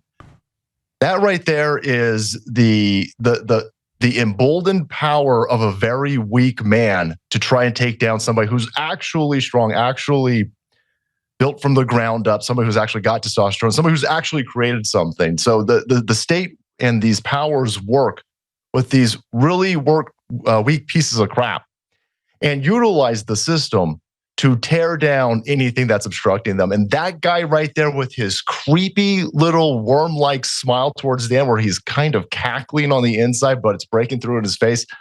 This is a good day for us. Good day for us. You just try to... This notion that Alex Jones can never work again. Nobody can ever hear this man ever again. Should strike fear in normal people out there. You should hear how these people were talking when they thought that they were going to get away with all of this. They thought that they were going to be able to lawfare their opponents, lawfare anybody was going to stop them into oblivion. And I'm hoping that what we're seeing right now is the turning of this, and I hope retribution comes for these people. Not in a physical way, you scumbag lawyers and you criminals over there in the justice system. But I hope this guy ends up in prison. I think it wouldn't be very hard to find that he's probably allegedly into some stuff that he shouldn't be into. Oh, then there's the famous clip where they say to me, all right, hooligans. So like I said, it's an hour long. We're not going to sit here and watch the whole hour of it, but it is really cool to see Salty Cracker over there with Alex Jones. This was live during the press briefing. I didn't have a way to get to it, otherwise we probably would have watched this instead of watching the press briefing. But either way, I will have the link to this episode. Thank you, Hair Juicer, for sending me the info because I thought we were going to be out of luck until tomorrow. So we did get to see a little clip of it. And like I said, I'm going to have the receipts, like I always do, in the description within the next 24 hours. So if you need the link to watch that directly, you'll be able to find it. We'll have the receipts in the description, like I said, within 24 hours. So let me add this onto the schedule. That way I don't forget to provide the receipts there. I'm probably going to watch the whole thing later on today just to see what they talked about. I always give a lot of support to Salty Cracker. He helped me out in the beginning, big time. We went from 23 people watching riots to 200 people watching riots and 400 people watching riots and 2,000 people watching riots. And it was because Salty Cracker shouted me out when I was just a young lad in the live streaming game. So I really appreciate Salty Cracker for helping me up the ladder early on in my live streaming career. So big shout out to Salty Cracker. What a badass, being over on Alex Jones. Awesome stuff.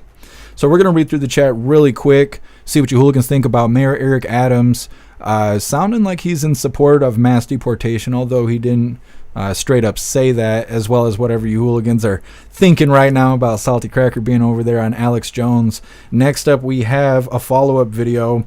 Louisiana cannot require the 10 Commandments in their classrooms. This has been probably longer than 6 months now. They've been trying to do it. There's a couple states where they're trying to put the 10 Commandments in classrooms or Bibles in classrooms. A lot of this is under the idea of teaching American history, right? Believing in God and following the 10 Commandments was a big part of how America was formed and whatnot. So these schools are saying, well, we're going to have to talk about God in school. We're going to talk about the Bible. We're going to talk about the 10 Commandments. And there's a lot of controversy over it. You hooligans know, if you've been here, we've been keeping up to date with it and whatnot. So either way, we're going to have a follow-up video on 10 Commandments being in classrooms coming up next. But like I said, we're going to read through the chat really quick, see what you hooligans think about Mayor Eric Adams, what he was saying about mass deportation, as well as Salty Cracker being on Alex Jones. Zero Salty being on AJ is like Salty shouting you out. It's awesome. It is awesome. It is awesome. It's Alex Jones helping Salty up the ladder. It's good stuff. It is good stuff.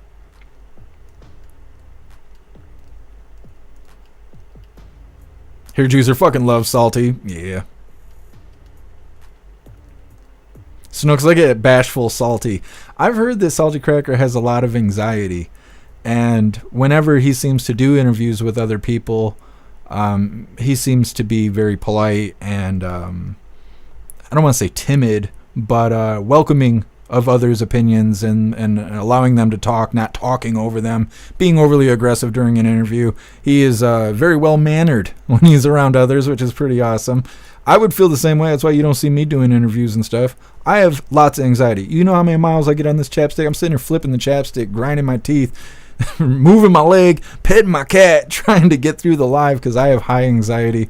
So I definitely relate to that. But yeah, I like seeing Salty interact with others.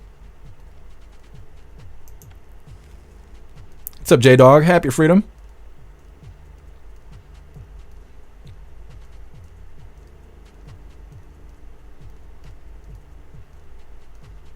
Jeff Rowe, Salty is a great info spreader for us crazy folk who love weird guys yelling the news at us. What do you guys say about me? Holy. Yeah.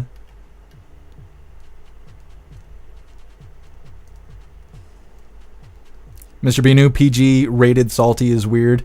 I did see that he was like thinking really hard about what he was going to say. Like he'd go to say something and then he'd pause for a second and then he'd kind of say something a little bit more watered down. I wonder if Alex Jones asked him to do that, but then again, you know, you hear the things Alex Jones says, so God only knows. Stoner, I love Salty and his greasy face. No homo. You crack me up, Stoner. Yeah. What's up, Tony Rez? Happy Freedom to you.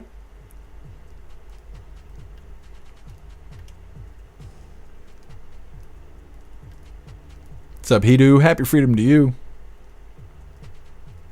Puff of Stuff, didn't they auction InfoWars yesterday or today? I think it's today. On X, Alex Jones's live is titled "This is the last InfoWars live" or something like that. And I don't know if it's a gimmick or not because Alex Jones does that sometimes.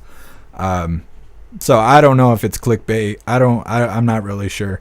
But I did notice it says The Alex Jones Show all over the place. It says the AJShow.com all over the place. And so what I think it is I think they're just going to go through rebranding. I think that InfoWars is going to be toast because the brand itself was attacked and they're going to liquidate whatever they can out of it. But I think Alex Jones is going to just keep doing what he's doing under a new name. It's just not going to be called InfoWars anymore. That's just what I'm assuming. I don't actually know. There was no way for me to get information on it. I did look into it before we started the live, but Alex Jones was live. So he wasn't posting any content. He was just live. So I don't know. I assume after this live, there probably will be more information out there. But to me, it just seems like they're going to go through a rebranding. What's up, Joe Lexi? Happy Freedom.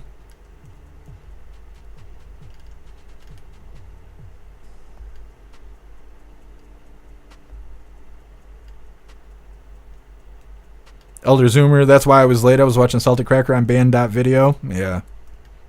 What's up, Amarain? Happy Freedom to you.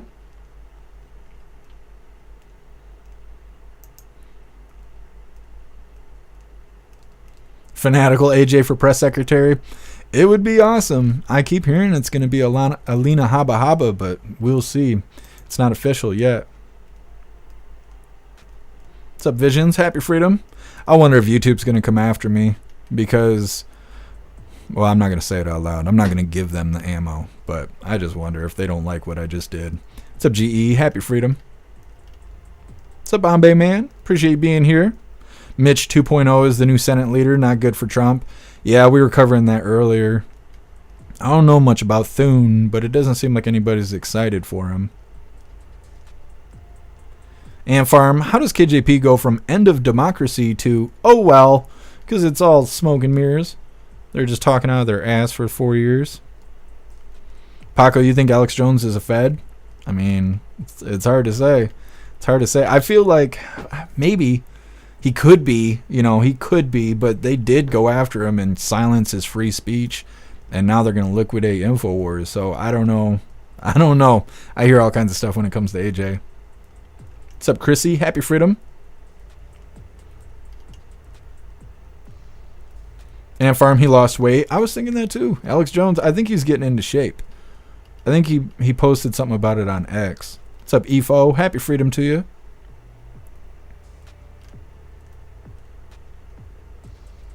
Matt Fury. Press secretary should be Peter Doocy. I've seen a couple of people say it should be Peter Doocy. I think he'd be all right at it, but I don't think he's hungry enough. I want to see, I want a press secretary that will lean into people and stuff like that. Hair Juicer, he used to be a special ed teacher, and what a weird career change. Yeah, Hair Juicer. Well, I used to make car parts.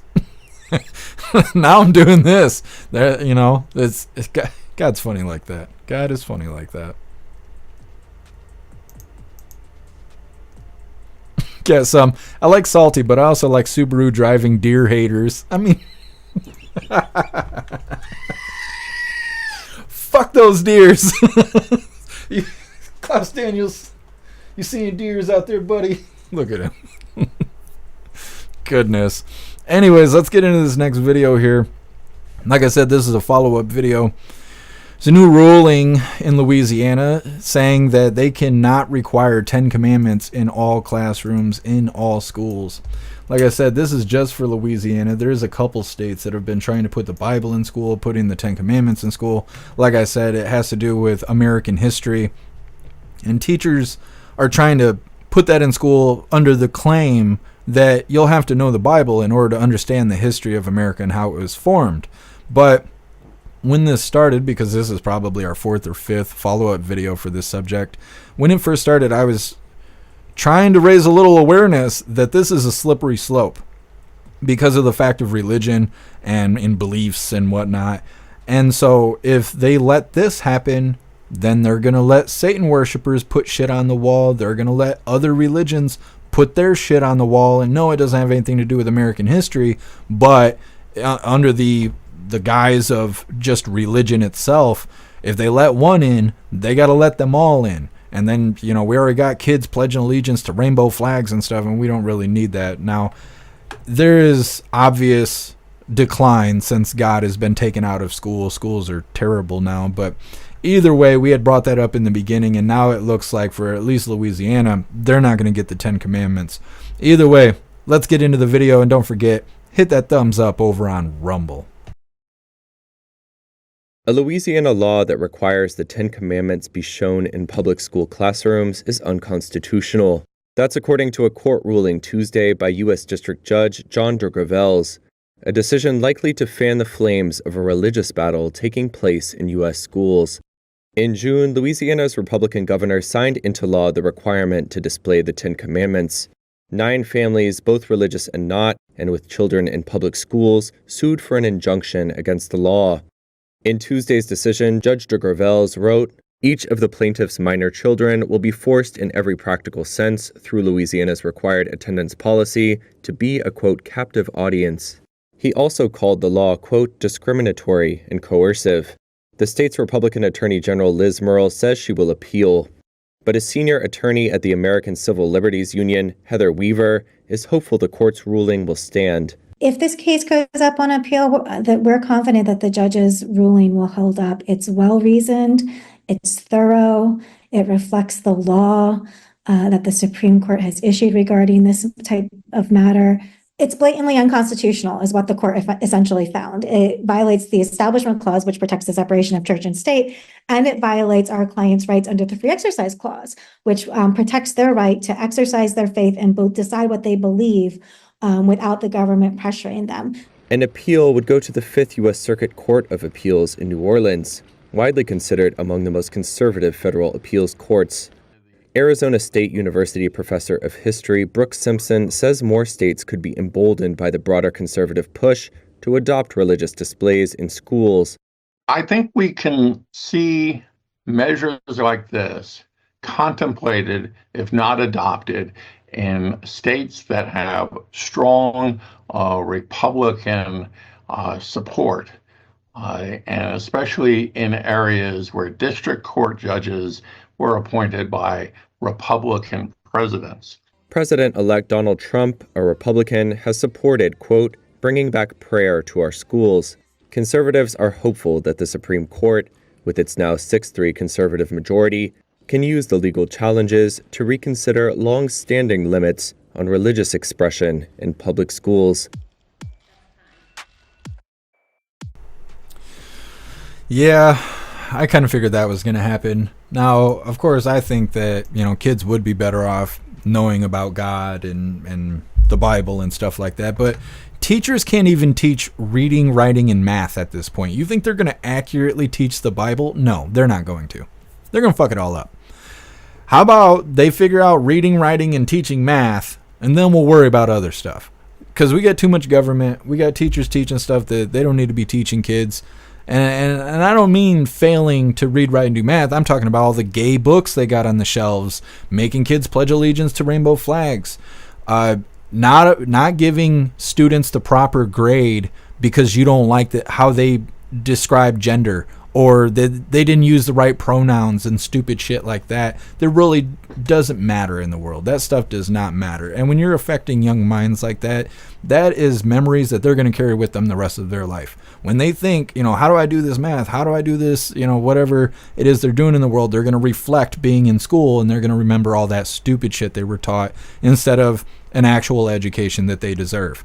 So, although this is kind of a loss because you're not getting the 10 Commandments in schools, the teachers suck ass anyways. Let's focus on reading, writing, and doing math. We'll let the parents teach gender and religion and whether or not you want to cut your wiener off and stuff like that. Let's not leave it up to the schools. And like I said in the beginning, it's a slippery slope. You let this in, they're going to try and have the Quran put on the wall and stuff like that. Nobody wants that stuff. So, I don't know. I don't really have a dog in the fight here. The schools suck at just what they're supposed to do, so I don't really feel any kind of way about this. Next up, we got another follow-up. This is titled, Trump Gives Elon Musk Mission to Cut Costs and Slash Red Tape. Now, for some reason, they didn't want to put Vivek Ramaswamy in there because the position was given to Elon and Vivek. So I don't know why they didn't do that. And then they're also going to talk about some of President Trump's other picks for different parts of his cabinet. Now, there hasn't been an official statement on Rubio yet. There is talk about Alina Habba being press secretary, but there's no official statement on that yet. But this upcoming video here is an update on who President Trump has picked to be a part of his cabinet so far. It's coming up next, but first we're going to read through the chat, see what you hooligans think about Louisiana not getting the 10 Commandments on the school walls like they wanted. Let's see. Guess today's math, one penis plus one penis equals a vagina. Yeah, that's liberal math, just the liberal math. Alistair, if God can't be in the school, neither will my kids. Just saying. Yeah, Alistair. I wish that the country was in a way where people could choose to homeschool if they want to, But with the way things are, you got a single parent in most households. They're working 70 hours a week in order to pay rent and pay for food and stuff. It's just not an option for everyone, which really sucks. I feel the same way about Liberty Gardens, too. I think all Americans should be making some sort of attempt to grow their own food and things like that because, you know, obviously our food is trash. But when you got most people renting or living in apartments and stuff, you just can't even have a garden that's going to sustain food like that. I mean, you know, I grew a couple peppers, which I did want to show you guys.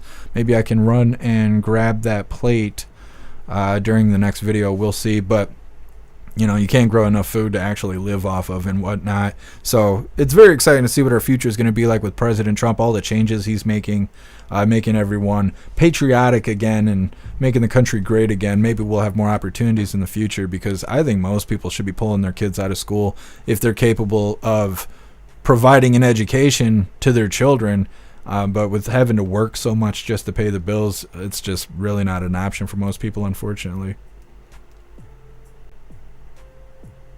Jay Spray, if God can't be in schools, neither should the rainbow flag. I totally agree, Jay Spray. I don't think any political stuff should be in schools. I don't think any BLM crap or any of that crap should be involved in schools. I don't even think they should be talking about killing babies and stuff like that in schools. You know, to try and brainwash people to think one way is better than the other. They need to focus on reading, writing, and doing math.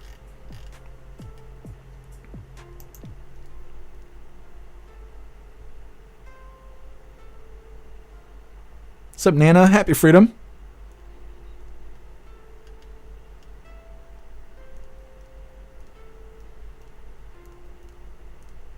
Dabs. How about the basics? Yeah, absolutely. They can't even do that right. That's what I'm saying. I don't want them teaching about God and stuff. They can't even do math, you know?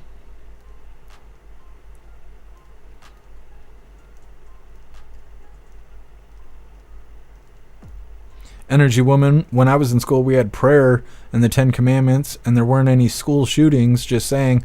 Also, the little ones were not all on SSRIs. Yeah, well, a lot has changed.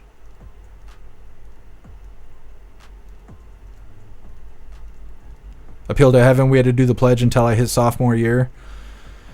Yeah, I'm trying to think.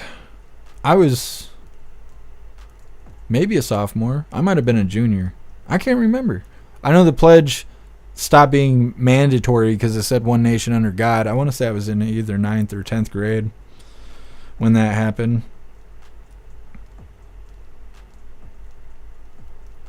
Decab, but you know the left will say that the state is indoctrinating them in the 10th commandment, in the 10 commandments, but yet they can put trans people into redo kindergartners. You know that's true. Yeah, Decab.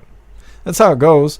I mean, it's like the last 4 years they've been making fun of Trumpers, saying, you know, Trump lost, and you guys are election deniers, and blah blah blah. But look at them now. Look at the way they are now. They're singing the same songs. They're like, oh, this election was stolen, blah blah blah, and it's like, it's because they're a bunch of hypocrites. They're always projecting onto others and moving the goalpost anytime they get the opportunity. Lefties can't be trusted. What's up, Worcester's wife? Happy freedom. I'm excited about Doge. Elon and Vivek are chosen by President Trump to run the Department of Government Efficiency. Yeah. Well, a lot of people are excited because they're invested in Dogecoin. And now Dogecoin is going to go up because it's getting all this exposure because of that new department that President Trump created.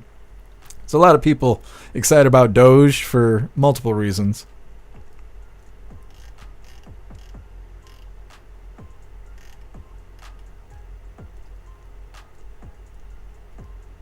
Jeffro, I can't wait to see what happens on the 6th. That's how I feel too. We're going to have an insurrection, or, you know, how's it going to go? Alistair, some schools do one nation, indivisible, and skip the under God. Interesting. I haven't heard that. Those people suck. They suck. They should say the Pledge of Allegiance the way it's written or not say it at all, but that's just my opinion. What's up, Sam? Happy freedom to you. Dropping the titties in the chat. Very nice.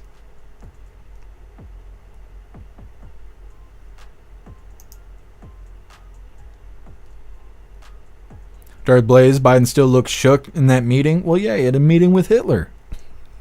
He was sitting in the room with a threat to democracy. Those people are so stupid. They want to say all that bad stuff about President Trump and then turn around and be all smiling and shaking hands with him and acting like ain't nothing wrong. Because it's all smoke and mirrors. It's all a show. It's a big show. And I can't believe the blue reporters and blue news and stuff, because they get all into it and they get vile and they talk bad about President Trump. But the White House is the one leading the way. The whole time the White House is leading the way, talking bad about President Trump, and the news just piggybacks on it. Well, now look at the White House. They're over there shaking hands and smiling next to Hitler. What's the news going to say about that? No, they're busy freaking out. They probably won't know for another week or so, but it's all a show.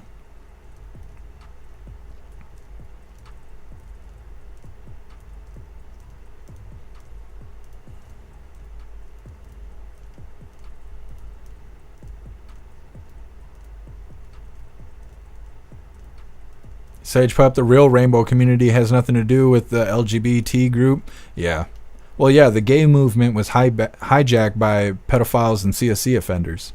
That's what happened. But I think older people know that. Maybe young people don't really realize that because they ain't been around long enough to see it. But we've had interactions like that during the live where people are, I don't know, trying to support gay people or whatever. And it's like, it ain't even about gay people. It's about the pedophiles and the CSC offenders. That's who people are not impressed with, is those individuals. And the ones that you see carrying the rainbow flags and the BLM flags and stuff, that's who they are. They're pedophiles and CSC offenders. And that's it. Nobody cares about, people being gay. That doesn't matter to most people. It's the ones that are hurting kids. It's the ones that are mutilating children. The ones that are dressing up, pretending to be another gender, and then going and reading to children. It's the ones that are telling us that we got to call them special pronouns and stupid shit like that. That's what everybody's against. And a lot of people just don't say that part out loud, that the movement was hijacked by pedophiles and CSC offenders. And people just don't bring enough attention to it. And that's what makes me think that older people know that. They feel it's unnecessary to even say, because most people, nobody cares if you're gay or not. That doesn't matter. But if you're hurting kids, everybody cares about that. Even criminals care about that. And I think young people don't know the difference. I think they hear people standing against the rainbow flag and they're like, oh, you hate us and blah, blah. Nah, people don't care about that stuff. Just don't be hurting kids. What's up, Light Rain? Happy freedom. Zen. Your kitty's in the background cleaning his toe beans. Yeah, he showers on camera. He's not shy about that.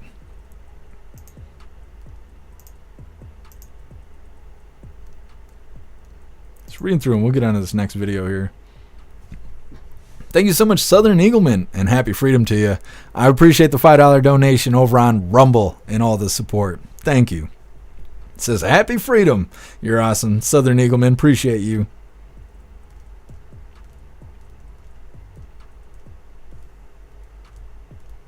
Jeff Rowe, we want all the monsters in a cage where they belong. Absolutely. KJP needs to clean out her litter box and go spray some Febreze around the White House because Daddy's coming home. All right, hooligans, we're going to get into this next video here. This is another follow-up video for President Trump's newest picks for his cabinet. It's titled, Trump Gives Elon Musk Mission to Cut Cost and Slash Red Tape. I'm still waiting. When is the announcement going to happen for Bobby Kennedy? There's a lot of people wondering if President Trump's going to turn his back on RFK Jr. because there hasn't been an announcement yet. But I think it's people just, people are all wound up. They're just looking for the next shoe to drop. Either way, hit that thumbs up button over on Rumble, and let's get this rolling. Take over, Elon. Just take over. Donald Trump has kept his promise to offer billionaire Elon Musk a role in his administration. The president-elect said in a statement that Musk and former Republican presidential candidate Vivek Ramaswamy will lead the newly created Department of Government Efficiency. He added the pair, quote, will pave the way for my administration to dismantle government bureaucracy, slash excess regulations, cut wasteful expenditures, and restructure federal agencies. The appointments reward two Trump supporters from the private sector. Musk, the world's richest person, leads electric car company Tesla, social media platform X, and rocket company SpaceX. He gave millions of dollars to support Trump's presidential run and often joined him on the campaign trail. The acronym of the new department, DOGE, coincides with the name of the cryptocurrency Dogecoin that Musk promotes. In a social media post about the new department, he said, quote, "Threat to democracy? Nope, threat to bureaucracy." Ramaswamy is the founder of a pharmaceutical company who threw his support behind Trump after dropping out of the race himself. Trump said the pair's work would conclude by July 4th, 2026, and that a smaller and more efficient government would be a gift to the country on its 250th anniversary. Radcliffe, if you would rise and raise your right hand. Trump on Tuesday also picked former top U.S. spy and close ally John Ratcliffe to serve as CIA director. After his stint as the director of national intelligence at the end of Trump's first term, Ratcliffe went on to co-chair a think tank advocating Trump positions. He also advised on national security policy during Trump's 2024 presidential campaign. The president-elect also nominated South Dakota Governor Kristi Noem to head the Department of Homeland Security. She is a staunch ally who has taken a hardline stance on illegal immigration, but has little national security experience. Trump tapped Fox News commentator Pete Hegseth to be his Secretary of Defense. The veteran has expressed disdain for the so-called woke policies of Pentagon leaders. He could make good on Trump's promises to rid the military of generals who he accuses of pursuing progressive policies on diversity in the ranks. Well, that's our update right there on President Trump's latest picks for his cabinet. Like I was saying, I think Bobby Kennedy will be coming up soon, and everybody's excited to hear who the press secretary is going to be. A lot of people wonder if it's going to be Alina Habba. There's a lot of talk about it. A lot of people are wondering about Rubio too, because the news keeps saying that Rubio's the pick, but there's no official statement by President Trump saying he's the pick. So I wonder if President Trump is allowing that to linger to see a response from Americans, to see what they think about Rubio. We played a video the other day that was talking about it, and there was mixed results in the chat. Most people seem to not want Rubio, but we'll see when President Trump makes that announcement. Next up, we got PNut the Squirrel's former owner says he is filing a very big lawsuit. So we're going to hop right into this next video because we still have quite a bit left, and we're almost at the 2-hour mark already. So we'll get right into this. This is our follow-up video on PNut the Squirrel here, and it sounds like we're going to have more in the future if this lawsuit goes through. Hopefully he wins. I don't know exactly what he's going to do to try and win this lawsuit, but it would be something. Either way, hit that thumbs up button over on Rumble, and let's get this rolling. PNut was the best thing that ever happened to us. That's Mark Longo with the Squirrel. Became famous on Instagram. Not unusual, but what was done to this animal was. Now, you can laugh, but listen to the fact pattern, okay? So the idea of it being premeditated, what do you make of that? Look, I have checked this, I told you before. We all used to believe that you had to kill animals to test for rabies. There's a lot of technology and advances that have been done that don't make that a must. I'm just disgusted. You made a 10-month investigation for a squirrel and a raccoon. We have murderers and rapists running the streets, and they don't get investigations like this. So you used all of our taxpayers' money and our resources to conjure up a story about a squirrel and a raccoon that was so detrimental to our society that they needed to come and kill them. And then you come out and make a statement that you already were talking about euthanizing them before you even invaded my privacy and raided my home. Why do you think they did it, and do you know who went to them? I haven't a clue, and it's still in the dark. I've gotten no answers. I've gotten no response to the government. I have to live in this state, and these people don't even have the stones to give me a call to say, hey, I killed your animals. Also, I cut their heads off. Also, PNut doesn't have rabies, like we all knew in the beginning of this story. We are filing a very big lawsuit. We're going to get answers, and we're going to demand them. Well, I'm interested to see exactly how this lawsuit plays out. Like I said, we're going to have a follow-up on that for sure. I don't know exactly what they're going to say in the lawsuit and all of that, but I'm excited to see what happens. New York is going through some changes. Hopefully this will be a part of it. I think Sam just dropped this in the chat over on the website. Let's see. Yeah, Sam. PNut the Squirrel. Fight, fight, fight. That's right. Well, what do we got coming up next? A taste of what's to come. Trump's border czar leaves AOC sullen and angry I don't think this happened within the last 24 hours. It's just AOC getting her ass chewed by the new border czar, who means business. It's a pretty good video. But first, we're going to read through the chat, see what you hooligans think about PNut the Squirrel, as well as President Trump's new picks for his cabinet. Guess some stones or balls. Here to help. Thanks, guess some. Wasn't sure what he meant by that.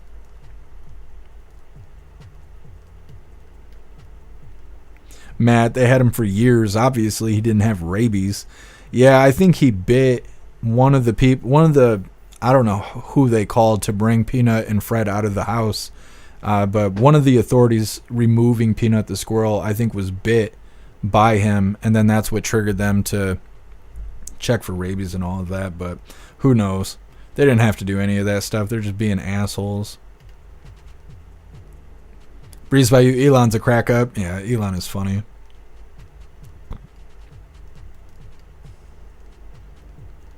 Snooks, I'm sure Trump knew he was put in high positions a very long time ago. Yeah, Snooks. It's just the announcements are one after the other, and so there's a lot of speculation going on.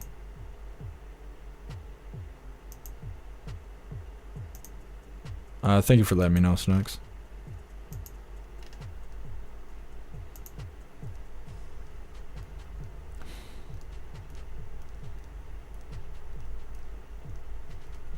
Mr. B. New, if you can raise an animal that lost its family, I think that's awesome.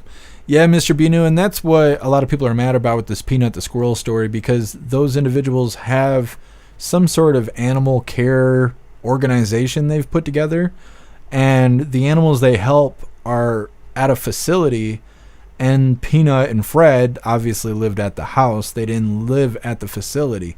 So a lot of people felt that they got to be qualified to have those animals. Otherwise, how are they running that kind of organization? But the authorities in the situation, they felt like if those were rescue animals, they should have been at the facility and not illegally housed in an apartment or a house or wherever they were living. What's up, Muskie Boss? Happy freedom to you.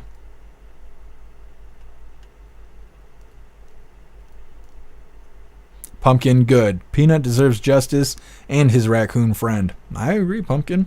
Damn Democrats show up to smoke him for no reason because some lady in Texas called. Some lady was jealous of the publicity that those two animals were getting on social media. So she called from Texas to New York and had the animals killed. It's just nonsense. Shouldn't be that way. Flea Speech, the Squirrel King. It might turn out that way. Amarain, good, but let's see how it goes. Law is not friendly to the victims. Yeah, especially in New York. Especially in New York. They had their police getting beat up by illegals, and they let the illegals out on free bond. So, yeah. Puffin Stuff, Trump released a statement on Truth about Rubio a few minutes ago. Thank you for letting me know. I'm going to check it out really quick. I don't have it on my computer, otherwise I'd pull it up. President Trump 2 minutes ago, it's my great honor to announce Congressman Matt Gaetz of Florida is hereby nominated to be the Attorney General of the United States. 2 minutes ago. That's breaking news right there. Matt Gaetz is going to be the Attorney General. That is crazy.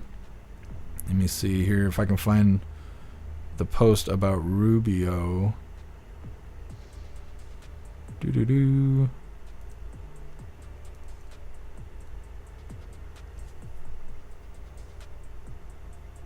Tulsi Gabbard was just selected, will serve as the Director of National Intelligence. That was 12 minutes ago.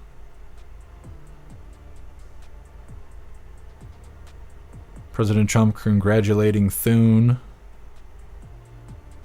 Okay. President Trump says 19 minutes ago, it is my great honor to announce that Senator Marco Rubio of Florida is hereby nominated to be the United States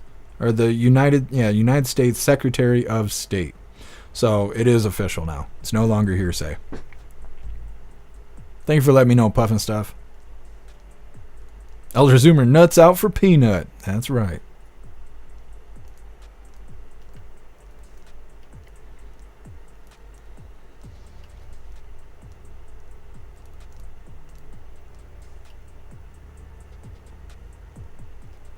Trump girl, happy freedom to you. Being a spy would be a great job. Why would it be a great job?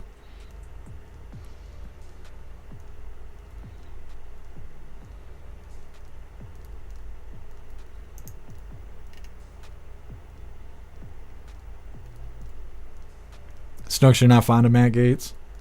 I like Matt Gaetz, but they're loud, but they don't seem to do anything. Hopefully he does as Attorney General.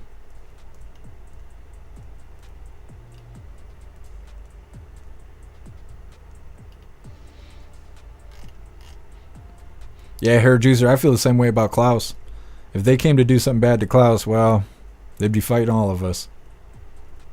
Trump girl, because I'm nosy. You're funny. You're funny. Pumpkin, good people for important jobs. I agree. But like I said, not a lot of people like Rubio, and now Rubio is official. But, well, and a lot of people don't like Thune either. Now, President Trump didn't have a choice in that. But either way, we got some good picks in there. What's up, Lily? Happy freedom. Sam, Trump's going to make America great again. You're absolutely right.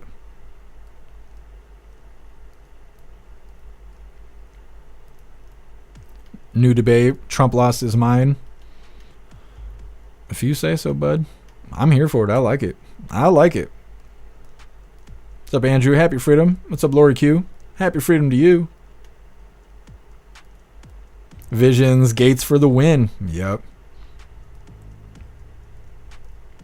Light Rain called from Texas. Who was it? Carol Baskins? I can't remember the lady's name. They found her, and she deleted all of her social media and stuff because justice for PNut. People are pissed about it.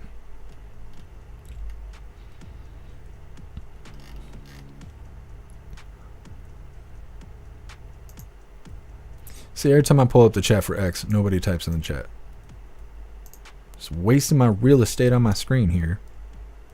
Too old to care. Wonder if Jim Jordan will get anything. I wonder that as well. Jim Jordan, he's a badass. But at the same time, we got to leave some people where they are to continue doing the good job that they're doing. So I'm not quite sure. Mr. PNut, Trump is making it known that he is picking the most unwoke people he can. I love it, Mr. PNut. I love it. I'm so tired of the woke nonsense. Big time tired of the nonsense. What's up, Cadillacs? Happy freedom. Guess I'm 007's taken, so I chose 069, secret agent.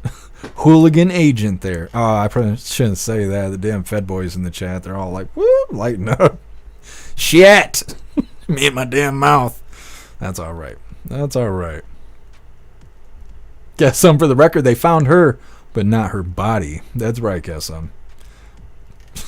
That's right. I'm trying to pick my words wisely here. Bobby, you got to drop both titties. You can't just give us a tit and a half here. We're hooligans, damn it. You can't cut us out of the deal like that. Come on, man. All right, where are we at? Oh, yes. Next up, we have a taste of what's to come. That sounds rough, but Trump's border czar leaves AOC sullen and angry. Now, I don't know what it means to be left sullen. It's probably like rode hard and put away wet, I assume. But either way, before we get into this, I got a reminder for you guys really quick. If you hooligans have children in your life, I want you to check out these books titled A Dog Named Cappy. A Dog Named Cappy comes in a rhyming book, but you can also get it in a Christmas activity and coloring book for kids that enjoy using crayons and markers and being creative. A Dog Named Cappy rhyming book is available in paperback as well as on Kindle. You can also get the Christmas activity and coloring book available on Amazon. If you hooligans do purchase these books, make sure to leave reviews on Amazon and also follow them on their Facebook page to stay up to date with new books coming out as well as helping them grow. Cappy is a real dog who lives here in Michigan with the illustrator's grandmother, and it would mean a lot to them if you hooligans would go check out their books. As I showed you guys yesterday, I was sent the books. I did read the whole rhyming book. It is a good book. And then we have the Christmas activity and coloring book, which is a very good book as well. I haven't done any coloring yet because I'm a busy hooligan, but I will. I will color some pictures for you hooligans. But either way, I'm going to drop the links in the chat really quick so you guys can go check out these awesome books here. And then, of course, we will be moving forward with AOC getting roughed up.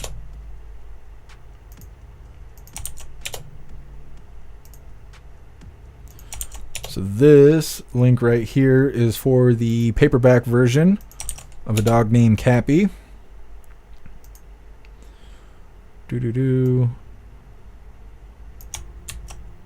This is the Kindle version.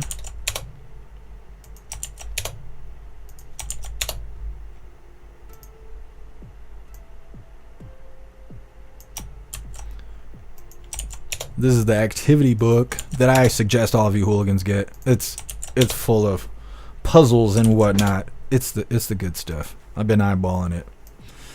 And then here's the Facebook page. So please go follow them on Facebook. Help them grow. All right, we're going to get into this video here. This is AOC getting chewed up by our brand new border czar. Mr.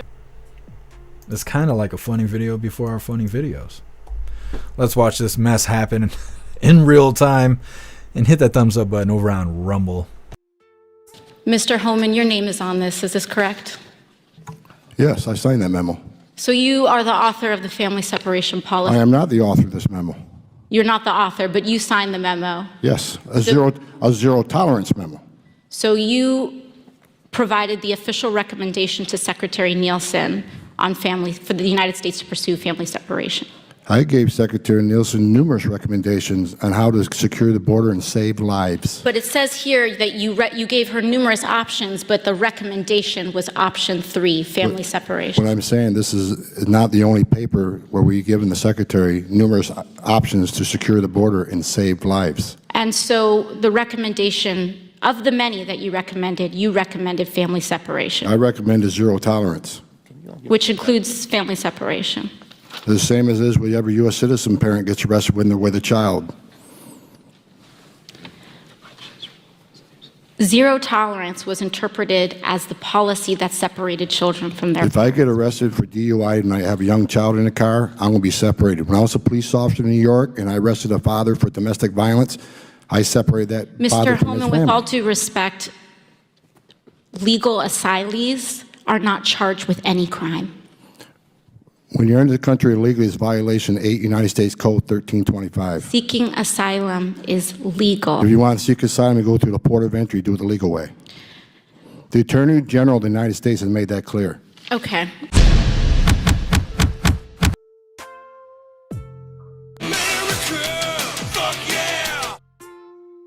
Eat shit, AOC. Here's a big spoon. Just hand her a big old wooden spoon. Tell her to eat shit. Getting owned on TV in front of everybody. Love it. I love it. Well, hooligans, let's see what we got next. Special Counsel Jack Smith to resign by Trump's swear-in.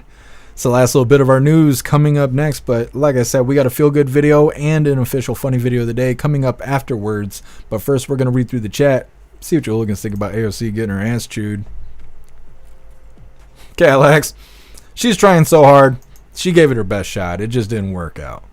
Didn't work out. Alistair, facts. Awesome. Fuck AOC. Yep. Trying to sympathize with the illegals. She can join them. She could leave with them if she wants to.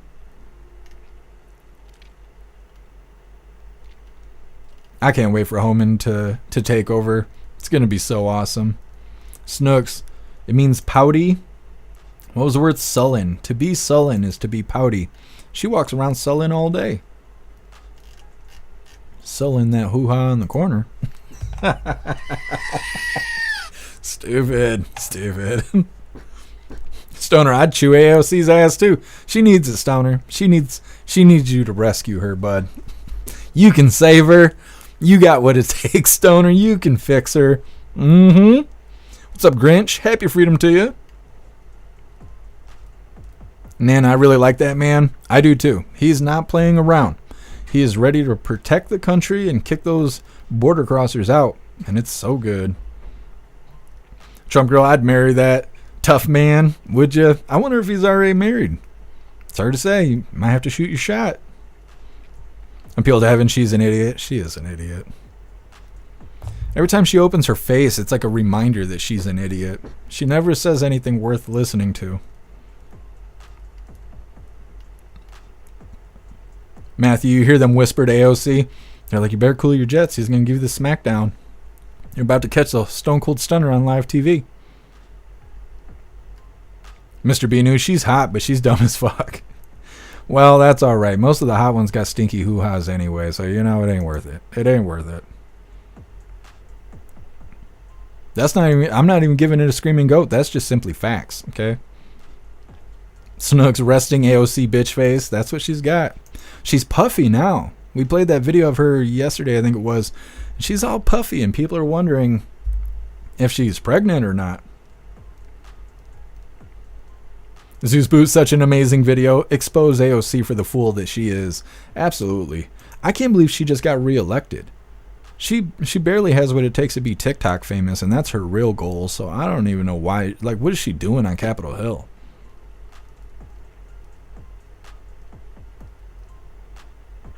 Sage Pup. Poor AOC and her little brain. Yeah.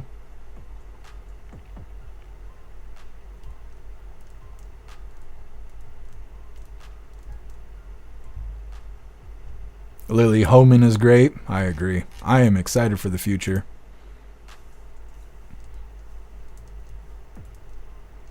Energy Woman joining over on X just because I was bitching about the chat. I appreciate you, Energy Woman.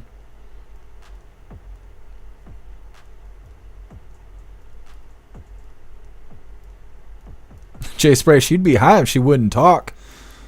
Well, being hot isn't everything.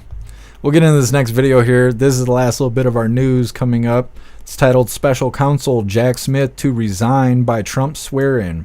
Now, we talked about this after President Trump won the election, after all of us won the election. But here's like an official story on it, and it's not very long. Unfortunately, that's what I told her.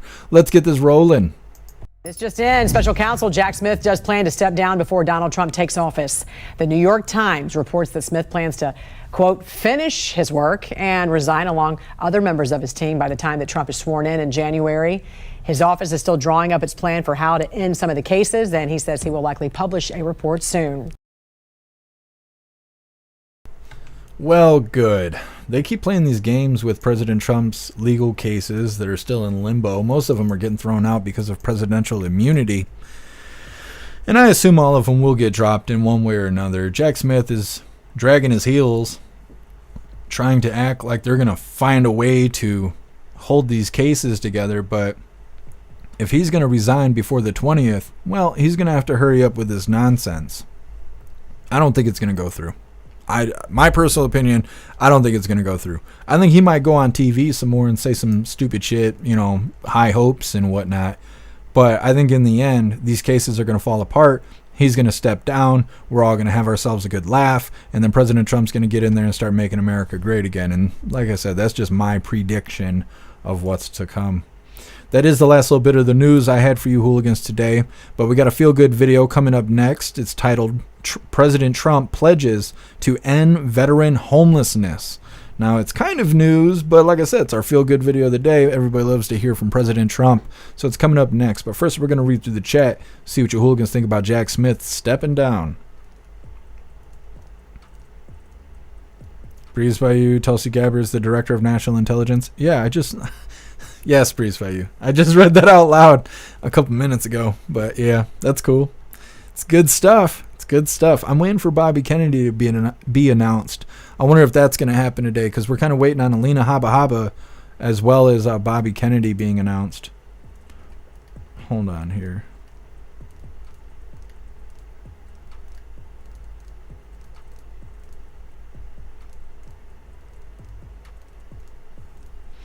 I swear we were supposed to cover Alina Habba today, and I think we missed it. No. Yeah. Yeah, we did. We're going to play Alina Habba next. Somehow, we jumped over this. I didn't even give you guys the reminder. What are you doing, Klaus? Well, you're supposed to remind me, bud. You're supposed to remind me. Okay, we're not done with the news yet. We're going to read through the chat really quick. We got Alina Habba coming up next. I saved the best for last. Did it on purpose, just for the record. Just did it on purpose.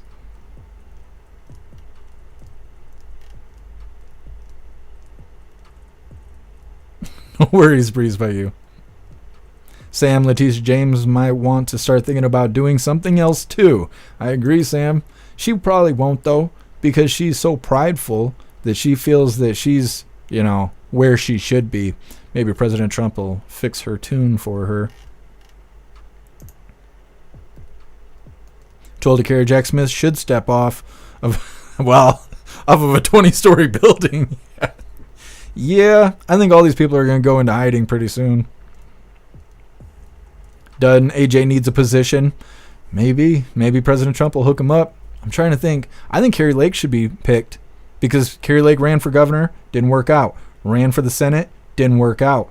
I think President Trump should give her a position because obviously the system doesn't want her to be in a position of power. And I think the people want her. I've never heard anybody say anything bad about Kari Lake ever. I have never heard anybody say anything bad about Kari Lake. So if she's not running for Senate, which was the whole reason why she would ignore those questions, right? She's getting interviewed. They're like, would you join President Trump? And she's like, I'm running for Senate. I'm running my own race here. He's doing great, but I'm doing my own thing. Well, she ain't doing her own thing anymore. Right? It didn't work out. They did what they did to her. They didn't let her take the spot. I think she is going to appeal her race, and who knows how it's going to go because we know how things in Arizona are. We covered their recount and all that stuff. We know Maricopa County's got all those problems and whatever that are caused by Democrats. But if she's not going to win her races because Arizona is so corrupt, stick her in the White House. See how they feel about that. Again, that's just my personal opinion, but she's in a position to, be a part of President Trump's cabinet because she didn't win her races. Pumpkin, Klaus rolled his eyes at you. Yeah, he started my shit.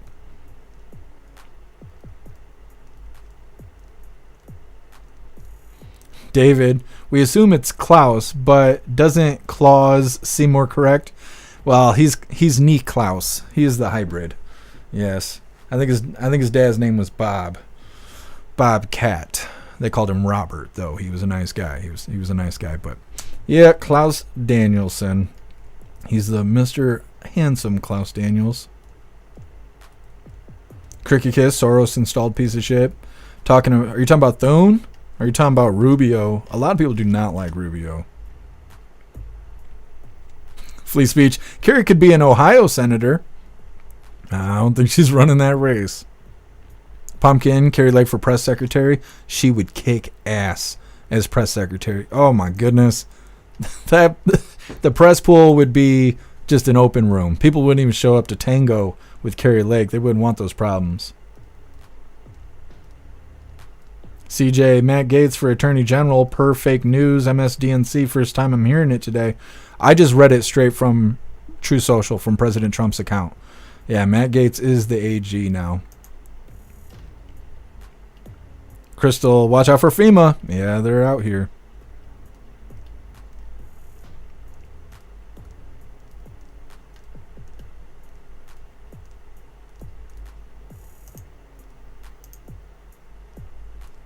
Snooks, I agree. Kari Lake for press sec.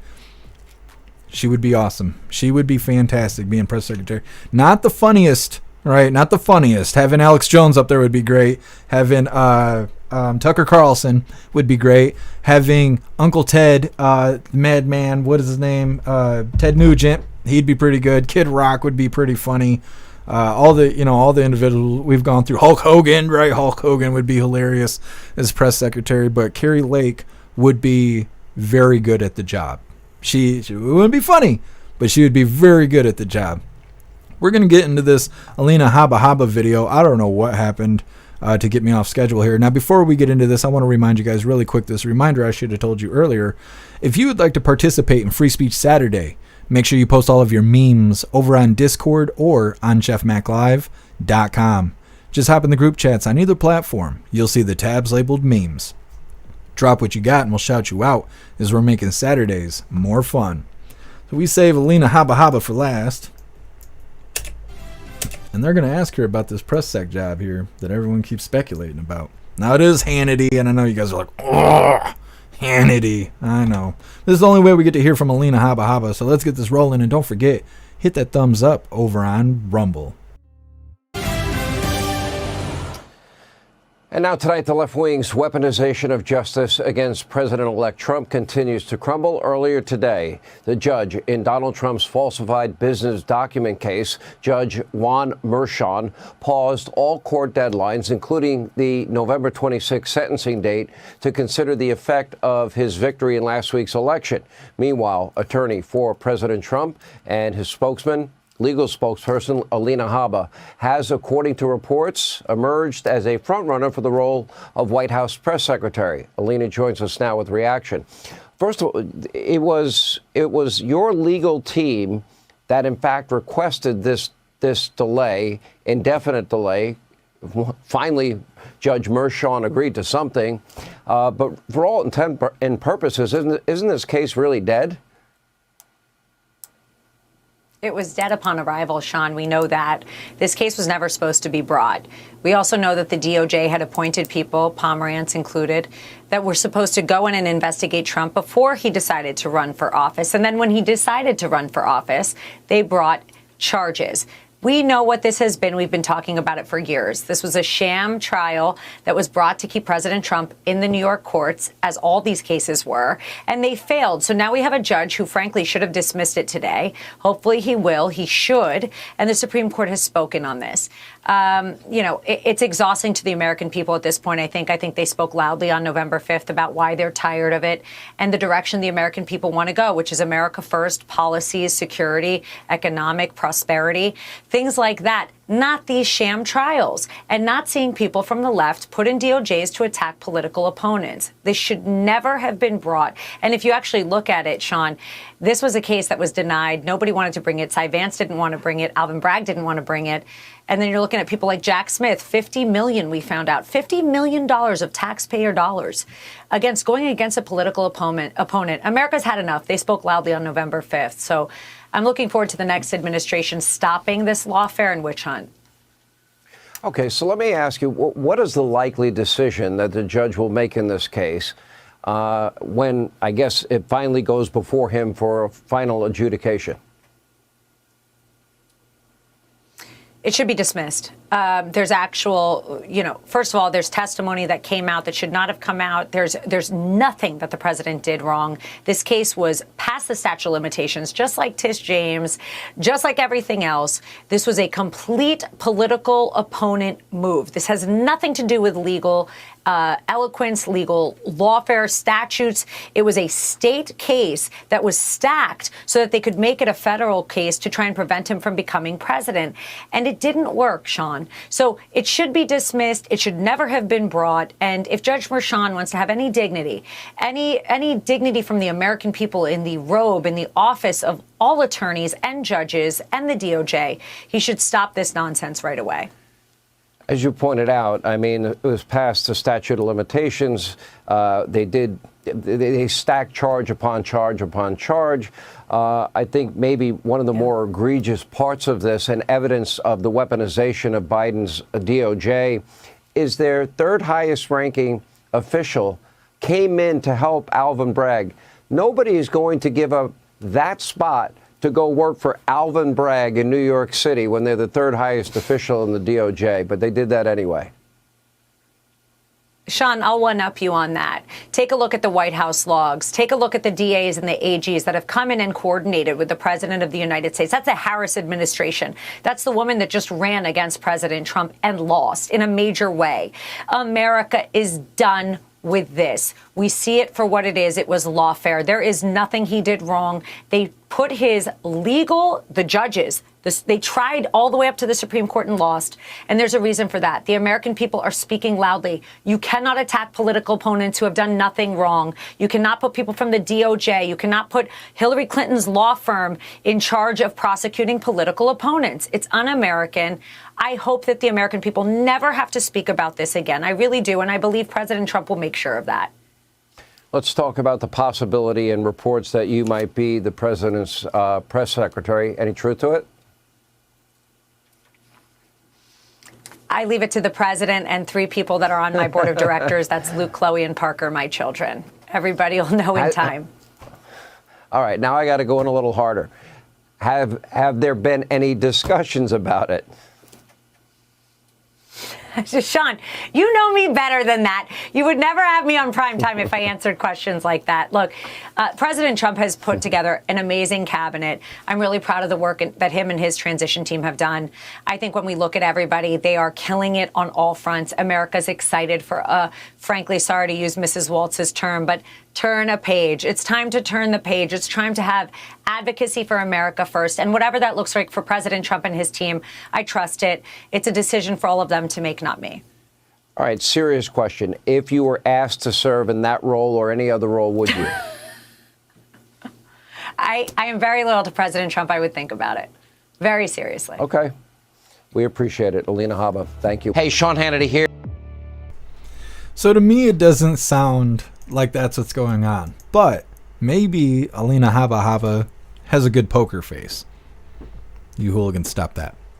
You stop that. But maybe she does. Because the body language and the way she enunciated those last little bit of words there, to me sounds like, no, she's not going to be the press sec. But we'll see. I'm sure President Trump will be announcing it pretty soon. I'm trying to think. There was something I was going to tell you guys, and now I can't remember. Either way, we have our feel-good video of the day coming up next, and then afterwards, our official funny video of the day. But first, we're going to read through the chats and see what you hooligans think about Alina Habba. Sam, what Letitia James has done with that crooked judge should be against the law. Well, yeah, and they were doing something weird with money and all of that. They should be facing jail time right now. Snooks, in my opinion, Alina needs to stay as Trump's legal counsel. I wonder how that even works. Because he has presidential immunity. So he doesn't need legal counsel as president. I mean, after the 4 years, then he could pick that up, but we'll see. The future is exciting.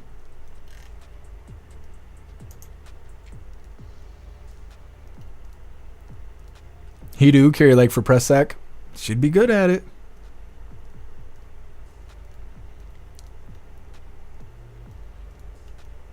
You hooligans are cracking me up right now. Half this stuff I can't even say out loud. Cricket Kiss going in a little harder. What the hell, Hannity? Yeah, he's crushing on her a little bit. It happens. They call it the Habba effect. Just making it up as I go here. Holy. Mm-hmm.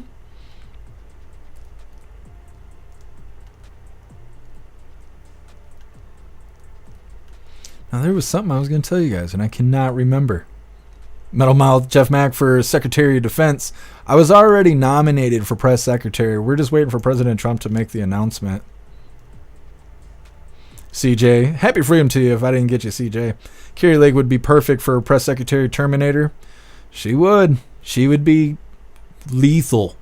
She would be fierce in the press sec room, or the press pool, or whatever they call that room, the press briefing room. She would be fierce in there. It would be so good. They'd have to bring their A game with their little sissy questions that those reporters are always showing up with. They'd be like, "Hi, can I ask you a stupid question?" She'd be like, "Better luck next time." Just cutting them off. Next time you bring your ass in here, you better have a real question. Mm-hmm. What's up, Hooligans Island? Happy freedom to you. Steve, she's a press cutie. Mm-hmm. Yes. Oh, I remember now. I remembered a joke, and I'm going to tell you guys after the funny video of the day, if I can remember. And it's a good one. It's a good one. Pill to heaven, no scat packs allowed. What are you talking about? They can bring those charges up there. They'll be fine. They'll be fine. We're going to get into our official feel-good video of the day. It's titled, President Trump Pledges to End Veteran Homelessness. It's coming up next, but first I want to remind you guys really quick, if you would like to support the live to keep us running, you're welcome to use that Linktree link in the description in order to make donations. You can do that by using PayPal, Cash App, Stripe, Locals, Buy Me a Coffee, or you can even send crypto. You can even send crypto, because I know that Dogecoin stuff is going up, so don't you forget. Don't you forget your buddy Jeff over here. We're going to get into our feel-good video of the day. This is something that should have been done long ago, but President Trump's going to make it happen. Once again, this is titled, President Trump Pledges to End Veteran Homelessness. Under crooked Joe Biden, the U.S. government has spent nearly $1 billion to house illegal aliens and foreign migrants in expensive luxury hotels, courtesy of you, the American taxpayer, and they want to spend billions and billions more. In many states, we're running out of hotel space because the rooms are all booked up with illegal aliens living in a very large way on the American taxpayer's dime. Meanwhile, we have 33,000 veterans in this country who are homeless and living very poorly, I might add, and it's a shame. They're living in filth and squalor on our streets. Nobody is doing a thing for them. We helped them a lot during my 4 years, and it's all been dropped. Everything we did for our veterans has been dropped. It's a disgrace.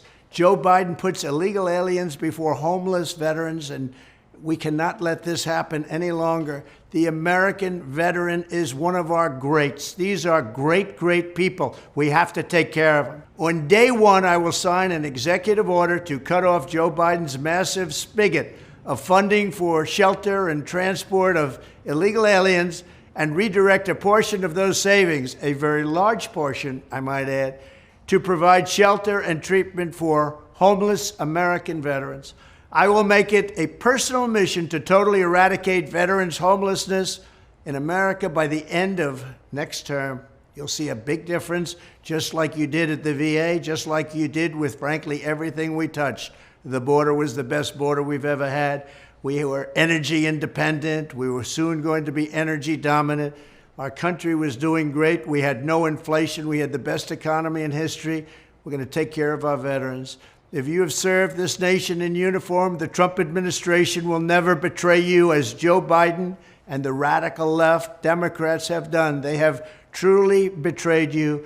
Anybody voting for a Democrat is very foolish, very, very foolish. We certainly will not be putting illegal alien lawbreakers up in ultimate luxury while American veterans lay shivering on the sidewalks below.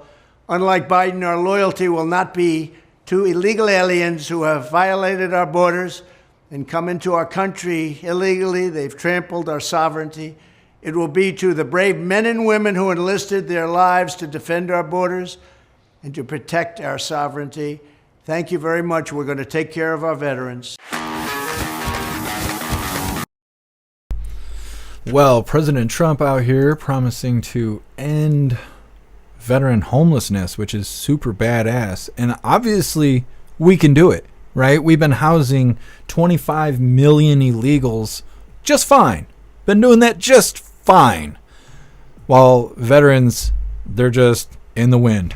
President Trump's going to make that happen, and that is our official feel-good video of the day. We're going to get into our funny video of the day, and then if I can remember this joke, I'll tell you guys this joke. It's highly inappropriate, but it is a good one. Kind of like this funny video. It's a thinker. This one's a thinker, but I believe you, hooligans. You're going to get this. We're going to put it on full screen. We got to take KJP's ugly face off of here. Holy, scaring the kids. All right, get that up out of here. Let's remove this location. We're no longer at the White House. All right. This official funny video of the day is titled, Not Appropriate, but it's still funny. What's the difference between an ISIS training camp and an Iraqi primary school? I don't know. Neither. I just fly the drone. Yeah, that one didn't land. ISIS jokes are all about the execution.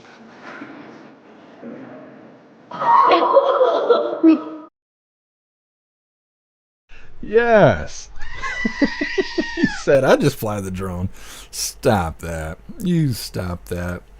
All right, hooligans. So I heard this joke earlier today. Brace yourselves.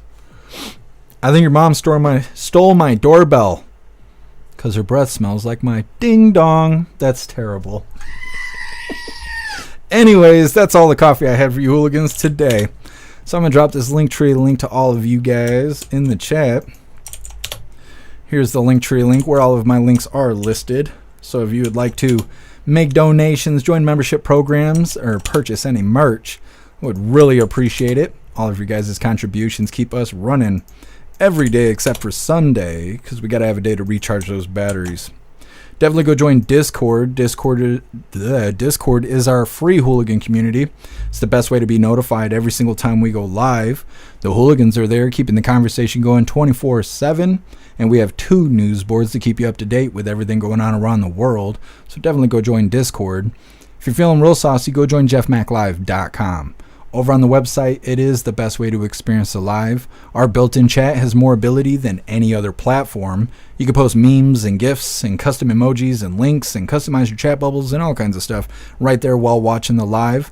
You'll also have access to Hooligans Alley, which is our private social media area where there's no censorship and no fact checkers, no crying liberals, no people threatening to poison you or any stupid shit like that. It's just the way that social media is supposed to be. You'll also have access to the forums to encourage open discussion. You'll have access to the arcade, which is full of games that adapt to your phone, and they're a lot of fun. It's very addicting in the arcade. You'll also have access to our advanced messaging system with the built-in group chats where we all gather Fridays, 6 p.m. Eastern Time for our voice chat, which is a lot of fun. But you'll have having access to the advanced messaging system gives you the ability to text each other, call each other, video call each other, group texting, group calling, group video calling, and more. Definitely go get yourself a membership for jeffmaclive.com. It's the home of the hooligans and definitely the place to be. Alistair just generated this. Alistair, you crack me up with these AI edits here. Dropping the links. That's right. That's right. You're a badass, Alistair. So we're going to read through the chat really quick, see what your hooligans think about today's coffee. We're going to be doing the Pledge of Allegiance in just a moment, and then we will be wrapping things up. But we'll be live again tomorrow, 1 p.m. Eastern Time, for the very next Coffee with Hooligans. What is tomorrow? Thursday? I think. Yep, tomorrow is Thursday. Another good day for Coffee with Hooligans. Snooks, are you going to have a Jeffinator t-shirt made? I don't know. We'll see. We'll see. We're working on new t-shirts right now. And I got something special planned for Christmas time. Also, well, I don't want to give away all the excitement we have planned for the future. We're in the works, Snooks. Thank you, Breeze by You. Appreciate you being here. Happy freedom, Cassie J. I've been trying to say that for like an hour now, and I keep getting sidetracked. Appreciate you being here, Cassie J. Cadillacs, who's ready for the fight on Friday? Are you talking about Mike Tyson and Jake Paul? I don't know. I don't know how that's going to be. I'm sure the whole thing's staged, but I don't know. I'm excited for it to be over with. I'm excited for that. I'm tired of them promoting it.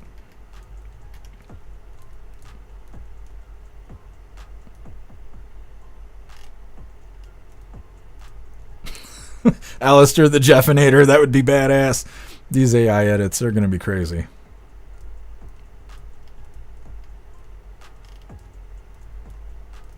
Snooks, oh my god, you guys like that joke? I heard that right before the live, and I was trying to figure out if I was going to be able to play the video for you guys or not, and I was like, at very worst, I'll just tell him the joke. Enchanted, nasty, nasty boy. I didn't make the joke, okay? I didn't make it, I just repeated it. Thank you, Pumpkin, appreciate you being here. Too old to care, Tyson's getting old. I was thinking that too. He's buff. But he moves stiff the way like an older man would, and I don't know. It's so gimmicky. It's so gimmicky. You know, Tyson. He's already a legend. He's already proven. You know, he's a great fighter and all of that. He has no reason to step in the ring with some young punk, other than making money. Right? It's just about making money. And Jake Paul, who's just a gimmick himself, YouTuber gone boxer and shit talker and all that other stuff. A lot of people think he's, doing really good and blah, blah, blah, blah, blah. But his stuff is so staged. So I don't know. Like I said, I'm excited for it to be over with. I'd like to see Mike Tyson knock him out, but chances are that's not what's going to happen. A lot of people are expecting Mike Tyson to take a fall for money, and, well, we'll see how it goes. I'm not covering it on the live, so don't get your hopes up. We're not doing that. They'll be coming after me for copyright and all that other stupid shit. They've been promoting this for like a year. So they're going to try and make every dollar they can off of it, which means if you post it on social media, chances are they'll be coming after you, just like they did with the Olympics. So, I don't know. We'll see. Appeal to Evan, 58-year-old versus a 20-something-year-old. It'll be good, quick fight. Yeah, Appeal to Heaven. It's too gimmicky for me. I don't like that gimmicky stuff. Thank you, Rappy. I appreciate you being here. Puff Stuff. Nuts out for PNut. Mm-hmm.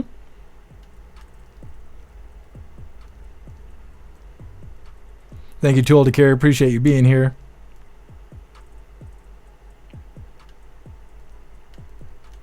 Thank you, Jeff Rowe. Appreciate you. Now, I want you guys to go tell that joke to all your friends and neighbors and stuff. Don't just leave me with it.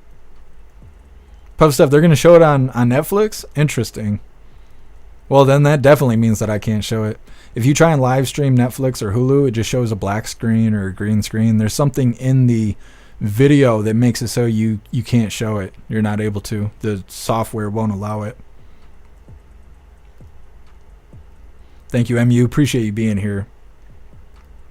Sam, they're fixing to get paid. Yeah, absolutely. Absolutely.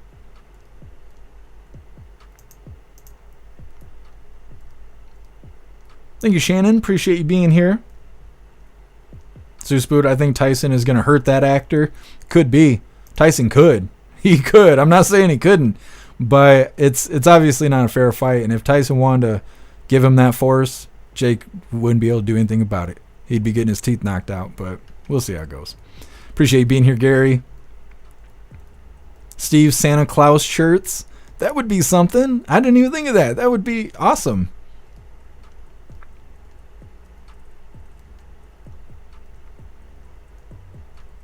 Thank you, Michelle. Appreciate you being here. All right. It's looking like we are good to go. So let's do the thing really quick. All right, hooligans, please join me for the Pledge of Allegiance. I pledge allegiance to the flag of the United States of America and to the republic for which it stands, one nation, under God, indivisible, with liberty and justice for all. All right, we did the thing. Did the thing. What another great live. I appreciate all of you hooligans. We're going to read through one last time just to make sure no hooligans are left behind. But like I said, we're going to wrap this up. We'll be live again tomorrow, 1 p.m. Eastern time for the very next Coffee with Hooligans. Calex, I actually heard that Tyson is making $20 million and Jake is making $40 million. I guess if they win, that's the purse.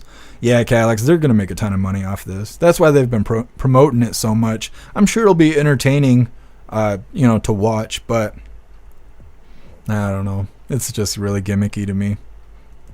I work a lot, so if it's not work related, it's really not a priority for me. Sam, Tyson is definitely unhinged sometimes. Yeah. He's very entertaining, especially when he gets around like Joe Rogan and stuff. They're very entertaining.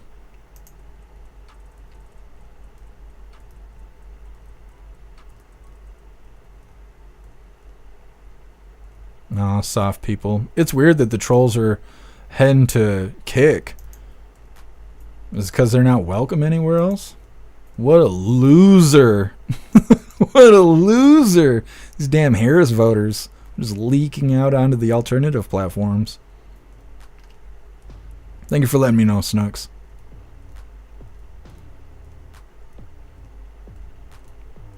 Puffin Stuff. If Tyson lasts more rounds, makes more money, Jake's way of not getting KO'd. Yeah, that could be Puffin Stuff. I didn't even think of that.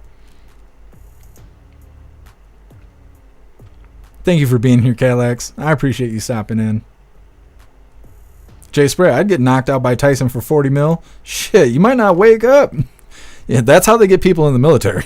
They're like, you want to buy a new Corvette? You might not make it out alive, but if you do, we'll get you a Camaro. Like, I don't know. Mike Tyson hits me 40 million. I might never wake up to spend $1 of it, you know? Appreciate you, Zero.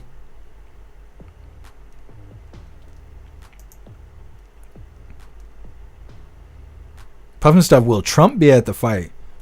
Interesting. That would make a ton of money. If Trump was going to be there, might watch the fight. It could make all the difference. That's a good point, Puffin Stuff.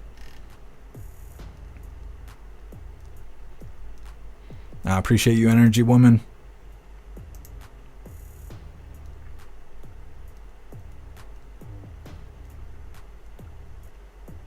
Thank you, Randy. Appreciate you being with us. Don't work too hard. Thank you, Tony Rich. All right, Hooligans. It looks like we're good to go. Like I've said a million times now, we will be live tomorrow, 1 p.m. Eastern time for the very next Coffee with Hooligans. Hope you Hooligans have a fantastic day today. Be safe. I know we didn't play liberals losing their marbles or anything. Those videos are still out there, but I figure we need a break from it, right? Got these liberals threatening to poison us and take shots at us, and they're shaving their heads and losing their minds, and they hate men, and they're hijacking other people's movements, and I just figured we need a little break from that, right? After a while, it's not fun. It's just threatening. So maybe tomorrow we'll have it, but stay safe out there, Hooligans. Huge shout out to everyone that made donations, joined the membership programs, or purchased any merch. I really appreciate all of you, Hooligans, and I wouldn't be able to do any of this if it wasn't for you. So thank you so much for all your support, and I'll see you on the next live. Until then, stand tall, shine bright, and that's a wrap.